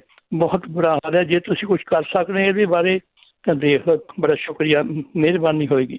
Thank you. ਢਾਂਚਾ ਬਹੁਤ ਜਿਹੜਾ ਜੀ ਉਹ ਗਰਕਿਆ ਹੋਇਆ। ਮੈਂ ਤਾਂ ਖੁਦ 3 ਮਹੀਨੇ ਖਾਧੀਆਂ ਨੇ ਔਰ ਉਹ ਰੋਟੀ ਇਸ ਤਰ੍ਹਾਂ ਦੀ ਆ ਵੀ ਜਿਹੜੀ ਰਾਤ ਨੂੰ ਬਚ ਗਈ ਉਹ ਸਵੇਰ ਨੂੰ ਚੁੱਲ੍ਹੇ 'ਚ ਬਲਦੀ ਆ, ਉਹਨੂੰ ਅੱਗ ਲੱਗਦੀ ਆ, ਏਦਾਂ ਫੜਦੀ ਆ ਜਿਵੇਂ ਮਿੱਟੀ ਦੇ ਤੇਲ ਨੂੰ ਫੜਦੀ ਆ ਅੱਗ। ਇਹ ਬਿਲਕੁਲ ਤੁਹਾਡੀ ਗੱਲ ਠੀਕ ਆ ਜੀ। ਉੱਥੇ ਤੁਸੀਂ ਕੀ ਕਰ ਸਕਦੇ ਹੋ?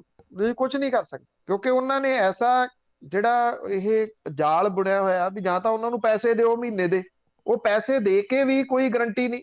ਮਹੀਨਾ ਠਾਹ ਕਰਦੇ ਆ, ਫੇਰ ਆ ਜਾਣਾ, ਫਿਰ ਅਗਲੇ ਮਹੀਨੇ ਉਹਨਾਂ ਨੂੰ ਵੱਧ ਚਾਹੀਦੇ ਆ। ਇਹ ਜਿਹੜਾ ਢਾਂਚਾ ਬਹੁਤ ਬੁਰੇ ਤਰੀਕੇ ਦੇ ਨਾਲ ਜਿਹੜਾ ਉਹ ਗਰਕਿਆ ਹੋਇਆ। ਇੰਨੇ ਮੂੰਹ ਉਹਨਾਂ ਦੇ ਖੁੱਲੇ ਆ, ਕਿੰਨੇ ਉਹਦੇ ਉਸ ਮੂੰਹ ਦੇ ਵਿੱਚ ਜਿਹੜਾ ਉਹ ਪਾ ਦਿਓਗੇ। ਸਿਫਾਰਿਸ਼ ਦੇ ਨਾਲ ਕੁਝ ਵੀ ਨਹੀਂ ਹੁੰਦਾ, ਕਿਉਂਕਿ ਜਿਹੜੇ ਪੈਸੇ ਆ ਉਹ ਰੋਟੀ ਤੋਂ ਬਚਾਏ ਜਾਂਦੇ ਆ। ਸੈਂਟਰਲ ਜੇਲ੍ਹਾਂ ਨੇ, ਇਹ ਸੈਂਟਰ ਤੋਂ ਪੈਸੇ ਆਉਂਦੇ ਆ ਜੇਲ੍ਹਾਂ ਦੇ ਰੋਟੀ ਦੇ ਵਾਸਤੇ। ਜਿੰਨੇ ਪੈਸੇ ਆਉਂਦੇ ਆ ਉਦੋਂ ਅੱਧੇ ਤੋਂ ਅੱਧੇ ਜਿਹੜੇ ਲਾਏ ਜਾਂਦੇ ਆ। ਜੇ 30 ਰੁਪਏ ਉਹਨੇ 10 ਰੁਪਏ ਵੀ ਨਹੀਂ ਜਿਹੜੇ ਉਹ ਲਾਏ ਜਾਂਦੇ। ਗੰਦੀ ਤੋਂ ਗੰਦੀ ਜਿਹੜੀ ਸਬਜ਼ੀ, ਗੰਦੀ ਤੋਂ ਗੰਦੀ ਰੋਟੀ ਜਿਹੜੀ ਆ ਉਹ ਬਣਾਈ ਜਾਂਦੀ ਹੈ ਜੇਲ੍ਹ ਦੇ ਵਿੱਚ। ਉਹਦੇ ਤੇ ਕੁਝ ਨਹੀਂ ਤੁਸੀਂ ਕਰ ਸਕਦੇ ਜੀ। ਮੈਂ ਐਵੇਂ ਤੁਹਾਨੂੰ ਲਾਰਾ ਲਾ ਦਿਆਂ ਵੀ ਉਹਦੇ ਹੋ ਜਾਊਗਾ, ਨਹੀਂ, ਕਿਉਂਕਿ ਉੱਤੋਂ ਤੱਕ ਇਹ ਜਿਹੜਾ ਉਹ ਗਰਕਿਆ ਹੋਇਆ ਢਾਂਚਾ। ਕਿੰਨੀਆਂ ਤਾਂ ਗੱਲਾਂ ਤੁਹਾਨੂੰ ਇੱਥੇ ਇਸੇ ਪਲੇਟਫਾਰਮ ਦੇ ਉੱਤੇ ਦੱਸੀ ਦੀਆਂ ਨੇ ਕਿ ਕਿਹੜੇ ਤਰੀਕੇ ਦੇ ਨਾਲ ਜੇਲ੍ਹਾਂ ਦੇ ਵਿੱਚ ਚੱਲਦਾ। ਉੱਥੇ ਜਿਹੜੇ ਜੇਲ੍ਹ ਸੁਪਰੀਡੈਂਡੈਂਟ ਨੇ ਜਾਂ ਡਿਪਟੀ ਨੇ ਉਹ ਫਸਾਉਂਦੇ ਕਿਵੇਂ ਨੇ। ਉਹਨਾਂ ਨੇ ਅੱਗੇ ਜਿਹੜੇ ਰੱਖੇ ਹੋਏ ਆ ਜੀ ਬਦਮਾਸ਼ ਟਾਈਪ ਦੇ ਲੋਕ, ਉਹ ਫਸਾ ਕੇ ਫਿਰ ਉਹਨਾਂ ਤੋਂ ਮਹੀਨੇ ਦੇ ਪੈਸੇ ਜਿਹੜੇ ਉਹ ਕਢਵਾਉਂਦੇ ਆ। ਇਸ ਮਸਲੇ ਦੇ ਉੱਤੇ ਬਹੁਤਾ ਕੁਝ ਨਹੀਂ ਕੀਤਾ ਜਾ ਸਕਦਾ ਜੀ। ਜਿਹੜੇ ਇੱਥੇ ਨਸ਼ੇ ਬੰਦ ਕਰਨ ਦੀ ਗੱਲ ਕਰਦੇ ਆ ਕਿ ਇੱਥੇ ਲੱਕ ਤੋੜਤਾ, ਉਹ ਹੋ ਗਿਆ। ਜਿਹੜੀਆਂ ਕੰਧਾਂ ਨੇ ਜਿੱਥੋਂ ਇੱਕ ਬੂਹੇ ਤੋਂ ਅੰਦਰ ਜਾਣਾ, ਉੱਥੇ ਉਹ ਕੁਝ ਤੁਸੀਂ ਸੋਚ ਵੀ ਨਹੀਂ ਸਕਦੇ। ਜਿਹੜੀ ਇੱਕ ਬੀੜੀ ਆ 100 ਰੁਪਏ ਦੀ ਮਿਲਦੀ ਆ। ਆ ਜਿਹੜਾ ਲਾਉਂਦੇ ਆ ਮੂੰਹ ਦੇ ਵਿੱਚ ਤੰਬਾਕੂ, ਉਹ 2200 ਰੁਪਈਆ 2500 ਰੁਪਏ ਦੀ ਇੱਕ ਪੁੜੀ, ਜਿਹੜੀ ਕਿ ਬਾਹਰ 20 25 ਰੁਪਏ ਦੀ ਹੋਊਗੀ ਇੰਨੇ ਦੀ, ਉਹ 2500 ਰੁਪਏ ਦੀ ਅੰਦਰ ਜਿਹੜੀ ਆ ਉਹ ਮਿਲਦੀ ਹੈ। ਇਸ ਪੱਧਰ ਦਾ ਭ੍ਰਿਸ਼ਟਾਚਾਰ ਜਿਹੜਾ ਉਹ ਜੇਲ੍ਹਾਂ ਦੇ ਵਿੱਚ ਚੱਲਦਾ, ਜਿਹੜਾ ਕਿ ਕਾਬੂ ਕਰਨਾ ਸਰਕਾਰ ਦੇ ਵਾਸਤੇ ਕੋਈ ਔਖਾ ਨਹੀਂ ਜੀ। ਪਰ ਸਰਕਾਰ ਕਿਉਂ ਕਾਬੂ ਕਰੂ? ਕਿਉਂਕਿ ਉੱਥੇ ਮੰਤਰੀ ਤੱਕ ਜਿਹੜੇ ਨੇ ਉਹਨਾਂ ਨੂੰ ਫਿਰ ਮਹੀਨੇ ਦੇ ਪੈਸੇ ਜਾਂਦੇ ਆ, ਔਰ ਕਿੰਨਾ ਕਿੰਨਾ ਪੈਸਾ ਇੱਕ ਇੱਕ ਜੇਲ੍ਹ ਤੋਂ ਇਕੱਠਾ ਹੁੰਦਾ ਤੁਸੀਂ ਸੋਚ ਵੀ ਨਹੀਂ ਸਕਦੇ। ਇਹ ਲੱਖਾਂ ਤੋਂ ਨਹੀਂ, ਇਹ ਕਰੋੜਾਂ ਤੋਂ ਉੱਪਰ ਦਾ ਟੱਪਿਆ ਹੋਇਆ ਜਿਹੜਾ ਉਹ ਧੰਦਾ ਆ। ਤੁਸੀਂ ਇੱਕ ਜੇਲ੍ਹ ਦੀ ਗੱਲ ਨਾ ਕਰੋ, ਹਰੇਕ ਜੇਲ੍ਹ ਦੇ ਵਿੱਚ ਇਹੀ ਹਾਲਾਤ ਨੇ ਜੀ। ਅਗਲੇ ਕਾਲਰ ਨੇ ਬਿੰਦਰ ਕੌਰ ਜੀ। ਹਾਂਜੀ, ਸਤਿ ਸ੍ਰੀ ਅਕਾਲ ਭੈਣ ਜੀ। ਸਤਿ ਸ਼੍ਰੀ ਅਕਾਲ। ਪੰਨੂ ਸਾਹਿਬ ਸਤਿ ਸ੍ਰੀ ਅਕਾਲ। ਸਤਿ ਸ਼੍ਰੀ ਅਕਾਲ ਜੀ। ਸਤਿ ਸ਼੍ਰੀ ਅਕਾਲ। ਹਾਂਜੀ ਪੰਨੂ ਸਾਹਿਬ, ਮੈਂ ਨਾ ਆਪਣੇ ਗੱਲ ਕਰਨਾ ਚਾਹੁੰਦਾ ਸੀ ਵੀ ਇਹ ਆਪਸ ਵਿੱਚ ਹੀ ਕਾਂਗਰਸ ਸਰਕਾਰ ਲੜੀ ਭਿੜੀ ਜਾਂਦੀ ਆ ਤੇ ਗੁਰਦੁਆਰਿਆਂ ਵਾਲੇ ਨਾ ਕਈ ਥਾਵੇਂ ਸੇਵਾ ਕਰਦੇ ਆ ਆਕਸੀਜਨ ਦੀ, ਤੇ ਕੀ ਸਰਕਾਰ ਗੁਰਦੁਆਰਿਆਂ ਨਾਲੋਂ ਵੀ ਗਈ ਗੁਜ਼ਰੀ ਆ? ਇਹ ਨਾ 1.5-2 ਸਾਲ ਪਹਿਲਾਂ ਹੀ ਸਰਕਾਰਾਂ ਰੌਲਾ ਪਾਉਣ ਡੈ ਪੈਂਦੀਆਂ ਵੀ ਅਗਲਾ ਮੁੱਖ ਮੰਤਰੀ ਕੌਣ ਬਣੂਗਾ, ਜਦ ਕਿ ਇੱਕ ਦਿਨ ਦੇ ਵਿੱਚ ਹੀ ਕਈ ਕੁਝ ਹੋ ਸਕਦਾ। 1.5-2 ਸਾਲ ਤਾਂ ਸਰਕਾਰ ਲਈ ਬਹੁਤ ਜ਼ਿਆਦਾ ਲੰਮਾ ਸਮਾਂ ਹੁੰਦਾ। ਪਿਛਲੀ ਵਾਰੀ ਜਦੋਂ ਬਾਦਲ ਸਰਕਾਰ ਗਈ ਆ, ਆਖਰੀ ਦਿਨ ਤੇ 29 ਕਰੋੜ ਰੁਪਏ ਦਾ ਇੱਕ ਬਿੱਲ ਪਾਸ ਕਰ ਗਏ ਸੀ। ਜੇ ਇੱਕ ਦਿਨ ਦੇ ਵਿੱਚ ਹੀ 29 ਕਰੋੜ ਦਾ ਬਿੱਲ ਪਾਸ ਕਰ ਸਕਦੇ ਤਾਂ 1.5-2 ਸਾਲਾਂ ਦੇ ਵਿੱਚ ਕੀ ਕੁਝ ਸਰਕਾਰਾਂ ਕਰ ਸਕਦੀਆਂ? ਇਹ ਕਿਉਂ ਮਤਲਬ ਇਹ ਪਹਿਲਾਂ ਹੀ ਰੌਲਾ ਪਾਉਣ ਡੈ ਪੈਂਦੀਆਂ, ਸਰਕਾਰਾਂ ਰੌਲਾ ਪਾਉਂਦੀਆਂ ਜਾਂ ਹੋਰ ਕੋਈ ਰੌਲਾ ਪਾਉਣ ਡੈ ਪੈਂਦਾ 1.5-2 ਸਾਲ ਪਹਿਲਾਂ ਹੀ? Thank you. ਪੋਲੀਟੀਕਲ ਪਾਰਟੀਆਂ ਨੇ ਜੀ ਜਿਹੜਾ ਭ੍ਰਿਸ਼ਟਿਆ ਹੋਇਆ ਢਾਂਚਾ ਉਹ ਆ ਤੁਸੀਂ ਦੇਖ ਲਓ, ਹੁਣ ਤੁਹਾਡੇ ਸਾਹਮਣੇ ਰੌਲਾ ਪੈਣਾ ਸ਼ੁਰੂ ਹੋ ਗਿਆ ਨਾ। ਫਰਵਰੀ ਦੇ ਵਿੱਚ ਇਲੈਕਸ਼ਨਾਂ ਹੋਣੀਆਂ ਨੇ, ਆਪਾਂ ਜਦੋਂ ਗੱਲ ਕਰ ਰਹੇ ਹਾਂ ਤਾਂ 1 ਜੂਨ ਆ ਅੱਜ, ਅਜੇ 6 ਮਹੀਨੇ ਇਹਦੇ ਪਏ ਆ ਇਸ ਜਿਹੜਾ ਸਾਲ ਦੇ, ਤੇ 2 ਮਹੀਨੇ ਅਗਲੇ ਲਾ ਲਓ। ਤੁਹਾਡੀ ਗੱਲ ਠੀਕ ਹੈ, ਤੇ ਕੁਝ ਕਰਨਾ ਹੋਵੇ ਤਾਂ ਪਰ ਕਰੂਗਾ ਜਿਹੜਾ ਦੀ ਉਹ ਕੌਣ? ਜਦੋਂ ਭ੍ਰਿਸ਼ਟ ਗਿਆ ਸਾਰਾ ਕੁਝ ਕਿ ਜੋ ਕੁਝ ਹੈ ਉਹ ਸਾਡਾ। ਤੁਸੀਂ ਹੈਰਾਨ ਹੋਵੋਗੇ, ਪਿਛਲੇ ਦਿਨੀ ਜੇ ਤੁਸੀਂ ਸੁਖਬੀਰ ਸਿੰਘ ਬਾਦਲ ਹੋਰਾਂ ਦਾ ਇੱਕ ਬਿਆਨ ਸੁਣਿਆ ਹੋਵੇ, ਉਹ ਕਹਿੰਦੇ ਆ ਮਹਾਮਾਰੀ 'ਚ ਮੈਨੂੰ ਪਤਾ ਲੱਗਿਆ ਵੀ ਸਾਡੇ ਤਾਂ ਜਿਹੜਾ ਸਿਹਤ ਸਿਸਟਮ ਹੈ ਸਰਕਾਰੀ, ਇਹਦਾ ਤਾਂ ਬਹੁਤ ਮੰਦਾ ਹਾਲ ਹੈ। ਹੁਣ ਕਹਿੰਦੇ ਮੈਨੂੰ ਪਤਾ ਲੱਗ ਗਿਆ, 5 ਸਾਲ ਦੇ ਦਿਓ ਤੇ ਫਿਰ ਮੈਂ ਅਗਲੇ 5 ਸਾਲਾਂ ਦੇ ਵਿੱਚ ਜਿਹੜਾ ਜੀ ਉਹ ਠੀਕ ਕਰੂ। ਪੁੱਛਣ ਵਾਲਾ ਹੋਵੇ ਆਪਣੇ ਬਾਪੂ ਨੂੰ ਪੁੱਛ, 5 ਵਾਰੀ ਮੁੱਖ ਮੰਤਰੀ ਉਹਨੂੰ ਪੰਜਾਬ ਦੇ ਲੋਕਾਂ ਨੇ ਬਣਾਤਾ, ਉਹਨਾਂ ਨੂੰ ਵੀ ਨਹੀਂ ਸਮਝ ਆਇਆ ਕਿ ਇਹ ਢਾਂਚਾ ਕੀ ਹੈ ਜਾਂ ਇਹ ਢਾਂਚਾ ਕਿਵੇਂ ਗਰਕਿਆ। ਬੇਸ਼ਰਮ ਹੋ ਚੁੱਕੇ ਹੋਏ ਨੇ ਜਿਹੜੇ ਸਿਆਸਤਦਾਨ ਨੇ। ਬੇਸ਼ਰਮੀ ਦੀ ਹੱਦ ਜਿਹੜੀ ਇਹ ਆ ਕਿ ਉਹਨਾਂ ਦੀ ਸਿਹਤ ਦੇ ਉੱਤੇ ਕੋਈ ਅਸਰ ਨਹੀਂ ਹੁੰਦਾ। ਤੁਸੀਂ ਜੋ ਮਰਜ਼ੀ ਕਹੀ ਚੱਲੋ। ਸਾਧੂ ਸਿੰਘ ਧਰਮਸੋਤ ਦੀ ਆ ਵੀਡੀਓ ਦੇਖੀ ਤੁਸੀਂ, ਵਿਆਹ 'ਚ ਬੈਠਾ, ਇੱਥੇ ਕਿਸੇ ਦੇ ਅੰਤਮ ਸੰਸਕਾਰ ਦੇ ਉੱਤੇ ਜਾਣਾ ਹੋਵੇ ਤੇ ਲੋਕ ਡਰਦੇ ਆ, ਉਹਨੂੰ ਫੋਨ ਤੇ ਕਹਿੰਦੇ ਆ ਮਾਫੀ ਵੀ ਆ ਨਹੀਂ ਸਕਦੇ, 10 ਲੋਕ ਅਲਾਉ ਕੀਤੇ ਆ। ਕਿਸੇ ਦੇ ਮਰਨੇ ਦੇ ਉੱਤੇ ਵੀ ਤੁਸੀਂ ਨਹੀਂ ਜਾ ਸਕਦੇ, ਸਰਕਾਰ ਨੇ ਪਾਬੰਦੀਆਂ ਲਾਈਆਂ। ਉਹ ਵਿਆਹ ਦੇ ਉੱਤੇ ਬੈਠਾ ਆਪਣਾ ਲਾਮ ਲਸ਼ਕਰ ਲੈ ਕੇ, ਜਦੋਂ ਉਹਨੂੰ ਪੁੱਛਿਆ ਵੀ ਤੂੰ ਇੰਨੇ ਬੰਦੇ ਲੈ ਕੇ ਕਿਉਂ ਬੈਠਾ, ਕਹਿੰਦਾ ਹੁਣ ਖੁਸ਼ੀ ਦਾ ਮੌਕਾ, ਇੰਨੇ ਤਾਂ ਆ ਹੀ ਜਾਂਦੇ ਆ। 15 ਉਹ ਆਪਣੇ ਬੰਦੇ ਲਈ ਬੈਠਾ, 10 ਦੀ ਪਰਮਿਸ਼ਨ ਹੈ। ਜਦੋਂ ਇੱਕ ਮੰਤਰੀ ਗਿਆ 15 ਜਿਹੜੇ ਉਹ ਲੈ ਕੇ, ਤੇ ਫਿਰ ਵਿਆਹ ਵਾਲੇ ਵੀ ਸੋਚਣਗੇ ਵੀ 150-200 ਤਾਂ ਉਹਨਾਂ ਨੇ ਵੀ ਜਿਹੜਾ ਉਹ ਇਕੱਠਾ ਕਰ ਲੈਣਾ। ਇਹ ਲੋਕ ਨੇ, ਜਿੰਨੀ ਦੇਰ ਤੱਕ ਲੋਕ ਚਾਪਲੂਸੀ ਨਹੀਂ ਛੱਡਦੇ ਇਹਨਾਂ ਲੋਕਾਂ ਦੀ, ਇਹਨਾਂ ਨੂੰ ਸਵਾਲ ਨਹੀਂ ਕਰਦੇ, ਉਨੀ ਦੇਰ ਤੱਕ ਇਹੀ ਕੁਝ ਜਿਹੜਾ ਜੀ ਉਹ ਚੱਲੀ ਜਾਊਗਾ। ਹੁਣ ਸਵਾਲ ਅੱਗੋਂ ਜਿਹੜਾ ਜੀ ਇਹੀ ਹੋਣਗੇ ਕਿ ਕੀ ਤੁਸੀਂ ਇਹਨੂੰ ਇੱਥੇ ਛੱਡ ਦੇਣਾ ਢਾਂਚੇ ਨੂੰ, ਸਭ ਕੁਝ ਨੂੰ? ਤੁਸੀਂ ਇਹ ਮਿੱਥ ਲਿਆ ਕਿ ਤੁਹਾਡੇ ਬੱਚੀਆਂ ਜਿਹੜੇ ਉਹ ਬਾਹਰ ਚਲੇ ਜਾਣ? ਮੈਂ ਕੱਲ ਵੀ ਇਹ ਸਵਾਲ ਰੇਜ਼ ਜਿਹੜਾ ਦੀ ਉਹ ਕੀਤਾ ਸੀਗਾ। ਫਿਰ ਉਸ ਤੋਂ ਬਾਅਦ ਲੋਕ ਕਹਿੰਦੇ ਛੱਡ ਦਿਓ, ਹੁਣ ਇੱਥੋਂ ਚੱਲ ਜਾਓ ਸਾਰਾ ਕੁਝ। ਸਾਰੇ ਜਿਹੜੀ ਇਹੀ ਗੱਲ ਕਹਿ ਰਹੇ ਆ। ਫਿਰ ਜਿਹੜੀਆਂ ਜੜ੍ਹਾਂ ਨੇ ਜਿਹਦੇ ਵਿੱਚ ਸਾਡਾ ਸਾਰਾ ਕੁਝ ਹੀ ਹੈ, ਸਾਡਾ ਕਲਚਰ ਹੈ, ਸਾਡੇ ਬਜ਼ੁਰਗਾਂ ਦੀਆਂ ਥਾਵਾਂ ਨੇ, ਸਾਡੇ ਵੱਡ ਵਡੇਰੇ ਗੁਰੂ ਸਾਹਿਬ ਦੀਆਂ ਜਿਹੜੀਆਂ ਜਗ੍ਹਾ ਨੇ, ਜਿਨ੍ਹਾਂ ਦੇ ਨਾਲ ਸਾਡੀ ਪਹਿਚਾਣ ਹੈ, ਜਿਨ੍ਹਾਂ ਦੇ ਕਰਕੇ ਸਾਡੀ ਪਹਿਚਾਣ ਹੈ, ਕਿ ਉਹ ਵੀ ਸਾਰਾ ਕੁਝ ਤੁਸੀਂ ਛੱਡ ਛਡਾ ਦਿਓਗੇ, ਭੱਜ ਜਾਓਗੇ ਇੱਥੋਂ ਜੀ? ਮੈਂ ਕਈ ਵਾਰੀ ਇਹ ਗੱਲ ਕਹੀ ਹੈ, ਸਰੀ ਤੇ ਬਰੈਂਪਟਨ ਜਿਹੜੇ ਉੱਥੇ ਬੁਰਾ ਹਾਲ ਹੋ ਗਿਆ, ਸੁਧਾਰਨ ਵਾਲੇ ਪਾਸੇ ਨੂੰ ਛੱਡਣ ਦੀ ਜਗ੍ਹਾ ਦੇ ਉੱਤੇ ਛੱਡ ਕੇ ਦੂਜੇ ਟਾਊਨਾਂ ਦੇ ਵਿੱਚ ਕਹਿੰਦੇ ਜੀ ਹੁਣ ਮੈਂ ਕਿਸੇ ਹੋਰ ਟਾਊਨ 'ਚ ਚੱਲ ਜਾਣਾ, ਇੱਥੇ ਨਹੀਂ ਰਹਿਣਾ, ਇਹ ਰਹਿਣ ਯੋਗ ਨਹੀਂ ਰਿਹਾ। ਉਹ ਰਹਿਣ ਯੋਗ ਕਿਹਨੇ ਨਹੀਂ ਰਹਿਣ ਦਿੱਤਾ? ਲੋਕਾਂ ਨੇ ਨਹੀਂ ਜਿਹੜਾ ਜੀ ਉਹ ਰਹਿਣ ਦਿੱਤਾ, ਕਿਉਂਕਿ ਸਵਾਲ ਹੀ ਨਹੀਂ ਰੇਜ਼ ਕੀਤੇ। ਅਸੀਂ ਗੱਲਾਂ ਕਰਨ ਜੋਗੇ ਸਿਰਫ ਜਿਹੜਾ ਜੀ ਉਹ ਬਣ ਗਏ। ਜਦੋਂ ਜੇ ਕੋਈ ਗੱਲ ਉਠਾਉਂਦਾ ਉਹਦੇ ਮਗਰ ਪੈ ਜਾਂਦੇ ਆ ਉਲਟੇ ਜਿਹੜਾ ਜੀ ਕਿ ਇਹ ਗੱਲ ਕਿਉਂ ਕਰ ਰਿਹਾ ਸਾਡੀ, ਉਹਦੇ ਉੱਤੇ ਫਿਰ ਠੱਪੇ ਜਿਹੜੇ ਉਹ ਲੱਗਣੇ ਸ਼ੁਰੂ ਹੋ ਜਾਂਦੇ ਨੇ ਕਿ ਉਹਨੂੰ ਚੁੱਪ ਕਿਹੜੇ ਤਰੀਕੇ ਦੇ ਨਾਲ, ਨਾ ਖੁਦ ਬੋਲਣਾ ਨਾ ਕਿਸੇ ਨੂੰ ਬੋਲਣ ਦੇਣਾ ਜੀ। ਇਹ ਸਾਡੇ ਪੰਜਾਬੀਆਂ ਦੇ ਸੁਭਾਅ ਦੇ ਵਿੱਚ ਇੱਕ ਜਿਹੜੀ ਜੀ ਉਹ ਘਰ ਕਰ ਗਈ ਗੱਲ, ਜਿਹੜਾ ਸਾਡੇ ਬੇੜਾ ਗਰਕ ਹੋਣ ਦਾ ਇੱਕ ਪ੍ਰਮੁੱਖ ਕਾਰਨ ਜਿਹੜਾ ਉਹ ਬਣ ਗਿਆ ਕਿ ਤੂੰ ਬੋਲ ਕੇ ਦਿਖਾ, ਮੈਂ ਤਾਂ ਬੋਲਦਾ ਨਹੀਂ, ਜੇ ਤੂੰ ਵੀ ਬੋਲੇਗਾ ਤੇ ਤੇਰੇ ਪਿੱਛੇ ਵੀ ਉਸੇ ਤਰੀਕੇ ਦੇ ਨਾਲ ਜਿਹੜਾ ਉਹ ਪਾਵਾਂਗੇ। ਤੇ ਜਦੋਂ ਕਿਸੇ ਦੇ ਉੱਤੇ ਪੈ ਗਈ, ਤੁਸੀਂ ਸਰਕਾਰਾਂ ਦੇ ਉਲਟ ਬੋਲੇ, ਤੁਸੀਂ ਸਰਕਾਰਾਂ ਦੇ ਖਿਲਾਫ ਗੱਲ ਕੀਤੀ, ਜਦੋਂ ਸਰਕਾਰਾਂ ਨੇ ਘੇਰ ਲਿਆ ਫਿਰ ਕੱਛਾਂ ਵਜਾਉਣ ਲੱਗੇ। ਸਾਨੂੰ ਪਹਿਲਾਂ ਹੀ ਪਤਾ ਸੀਗਾ ਇਹਦੇ ਨਾਲ ਇਹੀ ਹੋਣੀ ਆ, ਚੰਗਾ ਸੀ, ਇਹਨੂੰ ਵੀ ਟਿਕਾ ਹੈ ਨਹੀਂ ਸੀ, ਇਹ ਵੀ ਬਹੁਤ ਜ਼ਿਆਦਾ ਬੋਲਦਾ ਸੀ। ਏਦਾਂ ਦੀਆਂ ਗੱਲਾਂ ਲੋਕੀ ਜਿਹੜੇ ਉਹ ਕਰਦੇ ਨੇ। ਇਹ ਸਾਡੇ ਸੁਭਾਅ ਦੇ ਵਿੱਚ ਜਿਹੜਾ ਜੀ ਉਹ ਬਣ ਗਿਆ ਹੋਇਆ ਕਿ ਅਸੀਂ ਆਪ ਬੋਲਣਾ ਨਹੀਂ, ਅਸੀਂ ਕਿਸੇ ਨੂੰ ਬੋਲਣ ਜੋਗਾ ਜਿਹੜਾ ਜੀ ਉਹ ਰਹਿਣ ਨਹੀਂ ਦੇਣਾ। ਇਹੀ ਸਲਾਹ ਦੇਣੀ, ਛੱਡ ਦਿਓ ਹੁਣ ਇੱਥੋਂ, ਅਗਲੇ ਟਾਊਨ ਜਿਹੜਾ ਜੀ ਉਹ ਚੱਲੋ ਤਾਂ ਕਿ ਉੱਥੇ ਜਾ ਕੇ ਹੁਣ ਗੰਦ ਪਈਏ। ਜੀ ਸਾਡੇ ਅਗਲੇ ਕਾਲਰ ਨੇ ਜਸਵੰਤ ਸਿੰਘ ਜੌਲ ਬਿਆਨਾ ਤੋਂ। ਸਤਿ ਸ਼੍ਰੀ ਅਕਾਲ। ਹਾਂਜੀ ਭੈਣ ਜੀ, ਸਤਿ ਸ੍ਰੀ ਅਕਾਲ ਜੀ। ਭਾਜੀ ਤੁਹਾਨੂੰ ਸਤਿ ਸ੍ਰੀ ਅਕਾਲ ਜੀ। ਸਤਿ ਸ਼੍ਰੀ ਅਕਾਲ। ਸਤਿ ਸ਼੍ਰੀ ਅਕਾਲ ਜੀ। ਹਾਂਜੀ ਭਾਜੀ, ਤੁਹਾਨੂੰ ਜੀ ਮੇਰੇ ਦੋ ਸਵਾਲ ਹੈ ਛੋਟੇ ਛੋਟੇ ਜੀ। ਇੱਕ ਤਾਂ ਸਵਾਲ ਮੇਰਾ ਇਹ ਹੈ ਜੀ, ਤੁਹਾਨੂੰ ਖਿਚੜੀ ਪੱਕਣ ਲੱਗ ਗਈ ਹੈ ਦੁਬਾਰੇ ਨਾ ਜੀ, ਇਹ ਖਹਿਰਾ ਰੁੱਖ ਕਰਨ ਡਿਆ ਜੀ ਕਾਂਗਰਸ ਵੱਲੋਂ, ਅਕਾਲੀਆਂ ਵਾਲੇ ਆ ਗਏ ਜੀ, ਆਮ ਆਦਮੀ ਪਾਰਟੀ ਜਿਹੜੇ ਕੱਢੇ ਆ ਉਹ ਹੋਰ ਪਾਸੇ ਨੂੰ ਭੱਜਣ ਲੱਗ ਗਏ ਨਾ ਜੀ। ਇੱਕ ਤਾਂ ਇਹ ਖਿਚੜੀ ਬਾਰੇ ਬਿਆਨ ਦਿਓ ਜੀ, ਸਾਡੇ ਲੋਕ ਨਿਰਪੱਖ ਹੋ ਕੇ ਕਿ ਇੱਕ ਚੰਗੀ ਪਾਰਟੀ ਸਰਕਾਰ ਚੁਣ ਸਕਣਗੇ ਜਾਂ ਨਹੀਂ ਚੁਣ ਸਕਣਗੇ। ਦੂਜਾ ਭਾਜੀ ਦੂਜਾ ਸਵਾਲ ਮੇਰਾ ਇਹ ਹੈ ਜੀ, ਜਿੱਦਾਂ ਦੇਖੋ ਜੀ ਅਸੀਂ ਇਹਦਾ ਕੋਈ ਇਹਨਾਂ ਦੇ ਪੱਖ 'ਚ ਨਹੀਂ ਹੈਗੇ ਜਾਂ ਪਾਸ਼ਕ ਨਹੀਂ ਹੈਗੇ ਅਕਾਲੀ ਦਲ ਦੇ ਨਾ, ਜਿਸ ਤਰ੍ਹਾਂ ਕੁਛ ਲੱਗਦੇ ਸੀ ਪੰਜਾਬ ਦੇ ਵਿੱਚ ਵੀ ਚਿੱਟਾ ਆਪਾਂ ਸ਼ਰੇਆਮ ਕਹਿੰਦੇ ਆਪਣਾ ਲੋਕ ਕਹਿੰਦੇ ਇਹਨਾਂ ਨੂੰ ਜੀ ਵੀ ਇਹਨਾਂ ਨੇ ਜੀ ਚਿੱਟਾ ਬਕਾਇਆ ਨਾ ਜੀ, ਹਰੇਕ ਬੰਦਾ ਕਹਿੰਦਾ ਸੀ ਜੀ। ਉਸ ਤੋਂ ਬਾਅਦ ਜੀ ਚਿੱਟੇ ਦਾ ਜਿਹੜਾ ਲਾ ਲਓ ਹਿਸਾਬ, ਤੁਸੀਂ ਕੈਨੇਡਾ ਲਾ ਲਓ, ਅਮਰੀਕਾ ਲਾ ਲਓ, ਬਹੁਤ ਪ੍ਰਭਾਵ ਪੈ ਚੁੱਕਾ ਨਾ ਇੱਧਰ ਵੀ ਜੀ। ਹੁਣ ਇਹਦਾ ਭਾਈ ਜਵਾਬ ਦਿਓ ਜੀ, ਜਿਹੜੇ ਇਹ ਲੋਕ ਨੇ ਵੀ ਇਹ ਆਪਣੇ ਪੈਰ ਪਸਾਰ ਚੁੱਕੇ ਆ ਇੱਥੇ ਤੱਕ ਜਾਂ ਸਾਡੇ ਲੋਕ ਜਿਹੜੇ ਇਹਨਾਂ ਦਾ ਕਰੈਕਟਰ ਕਰ ਚੁੱਕਾ ਜੀ, ਜਿਹੜੇ ਇਹਨਾਂ ਚੀਜ਼ਾਂ ਵੱਲ ਹੋ ਗਿਆ ਜੀ। ਭੈਣ ਜੀ ਸੁਣ ਲੈਣ ਦਿਓ ਜੀ। Thank you. ਦੋਨੋਂ ਗੱਲਾਂ ਦਾ ਜਵਾਬ ਜਿਹੜਾ ਜੀ ਉਹ ਇੱਕੋ ਹੀ ਆ, ਜਿਹੜਾ ਤੁਸੀਂ ਸੈਕਿੰਡ ਗੱਲ ਕਹੀ ਆ। ਬਜਾਏ ਇਹਦੇ ਕਿ ਅਸੀਂ ਕਿਸੇ ਦੇ ਉੱਤੇ ਕਿੰਤੂ ਪ੍ਰੰਤੂ ਕਰਨ ਦੇ, ਅਸੀਂ ਆਪਣੀ ਪੀੜ੍ਹੀ ਹੇਠ ਸੋਟਾ ਫੇਰਨੋਂ ਹਟ ਗਏ। ਤੇ ਤੁਸੀਂ ਚਾਹੇ ਵਿਦੇਸ਼ਾਂ ਦੇ ਵਿੱਚ ਆ ਚਾਹੇ ਇੱਥੇ ਆ, ਤੁਸੀਂ ਦੇਖ ਲੈਣਾ ਫੋਟੋਆਂ ਕਿੱਡੀਆਂ ਘਰਾਂ ਦੇ ਵਿੱਚ ਡਰਾਇੰਗ ਰੂਮਾਂ ਦੇ ਵਿੱਚ ਲਾਈਆਂ ਹੋਈਆਂ ਨੇ ਇਹਨਾਂ ਨੇਤਾਵਾਂ ਦੇ ਨਾਲ ਖਿੱਚ ਕੇ। ਇਹ ਨੇਤਾ ਇਹ ਜਾਣਦੇ ਨੇ ਇਹ ਗੱਲ ਕਿ ਜਿਹਨੂੰ ਫੋਨ ਜਿਹੜਾ ਉਹ ਕਰਤਾ। ਤੁਹਾਨੂੰ ਯਾਦ ਹੈ ਪਿਛਲੀਆਂ ਵਿਧਾਨ ਸਭਾ ਚੋਣਾਂ ਦੇ ਵਿੱਚ ਇੱਕ ਆਡੀਓ ਕਾਲ ਬੜੀ ਵਾਇਰਲ ਹੋਈ ਸੀ, ਪ੍ਰਕਾਸ਼ ਸਿੰਘ ਬਾਦਲ ਹੋਰੀ ਉਹਦੇ ਵਿੱਚ ਕਿਸੇ ਨੂੰ ਵੋਟਾਂ ਦੇ ਵਾਸਤੇ ਕਹਿ ਰਹੇ ਆ। ਉਹ ਕਹਿੰਦਾ ਜੀ ਸਾਡੀ ਗੱਲ ਹੀ ਨਹੀਂ ਸੁਣੀ ਗਈ। ਉਹ ਕਹਿੰਦਾ ਠੀਕ ਆ, ਹੋ ਗਿਆ, ਚੱਲ ਛੱਡ ਹੁਣ ਤੂੰ, ਐਤਕੀ ਵੋਟਾਂ ਪਾਉਣੀਆਂ ਨੇ, ਆਪਾਂ ਗਾਹ ਗੱਲ ਕਰ ਲਾਂਗੇ। ਉਹ ਤਾਂ ਚਲੋ ਗੱਲ ਕਰੀ ਜਾਂਦਾ ਸੀ। ਜਿਹਨੂੰ ਫੋਨ ਕਿਸੇ ਨੇਤਾ ਦਾ ਆ ਜੇ ਉਹ ਤਾਂ ਕਈ ਦਿਨ ਹੱਥ ਨਹੀਂ ਧੋਂਦਾ, ਜਿਹੜਾ ਨੇਤਾ ਨਾਲ ਹੱਥ ਮਿਲਾ ਲੇ ਕਿ ਮੈਂ ਨੇਤਾ ਨਾਲ ਹੱਥ ਮਿਲਾਇਆ ਹੋਇਆ। ਇਹ ਚੀਜ਼ ਨੇਤਾ ਲੋਕ ਜਿਹੜੇ ਆ ਉਹ ਜਾਣਦੇ ਆ ਬੜੀ ਚੰਗੇ ਤਰੀਕੇ ਦੇ ਨਾਲ। ਮੈਂ ਅੱਗੇ ਵੀ ਕਈ ਵਾਰੀ ਜਿਹੜਾ ਜੀ ਉਹ ਗੱਲ ਕੀਤੀ ਹੈ। ਇੱਥੇ ਕਿਹਾ ਜਾਂਦਾ ਜੀ ਕਿ ਸਰਹੱਦ ਪਾਰੋਂ ਆਉਂਦੀ ਆ, ਪਾਕਿਸਤਾਨੋਂ ਆਉਂਦਾ ਚਿੱਟਾ, ਇਹ ਕਿਹਾ ਜਾਂਦਾ ਨਾ। ਹਾਲਾਂਕਿ ਸਿੰਥੈਟਿਕ ਡਰੱਗ ਬਹੁਤ ਵੱਡੇ ਪੱਧਰ ਦੇ ਉੱਤੇ ਪੰਜਾਬ ਜਾਂ ਇਹਦੇ ਨੇੜੇ ਤੇੜੇ ਦੇ ਏਰੀਆ ਦੇ ਵਿੱਚ ਬਣਦੀ ਆ। ਪੌਂਟਾ ਸਾਹਿਬ ਦੇ ਵਿੱਚ ਫੈਕਟਰੀ ਫੜੀ ਗਈ ਆ 3 ਦਿਨ ਪਹਿਲਾਂ, ਉੱਥੋਂ 30 ਲੱਖ ਗੋਲੀਆਂ ਨਸ਼ੀਲੀਆਂ ਜਿਹੜੀਆਂ ਉਹ ਫੜੀਆਂ ਗਈਆਂ ਨੇ, ਉਹ ਵੀ ਆ ਕੇ ਵਿਕਦੀਆਂ ਸੀ ਇੱਥੇ ਅੰਮ੍ਰਿਤਸਰ ਡਿਸਟ੍ਰਿਕਟ ਦੇ ਵਿੱਚ ਹੀ ਜ਼ਿਆਦਾ। ਇੱਥੇ ਵੀ ਬਣਦੀ ਆ, ਜਿਹੜੀ ਉਹ ਸੁੱਟੀ ਜਾਂਦੀ ਆ। ਉਹਨੂੰ ਲਿਆਉਣ ਵਾਲੇ ਕੌਣ ਨੇ ਜਿਹੜੇ ਫੜੇ ਜਾਂਦੇ ਆ?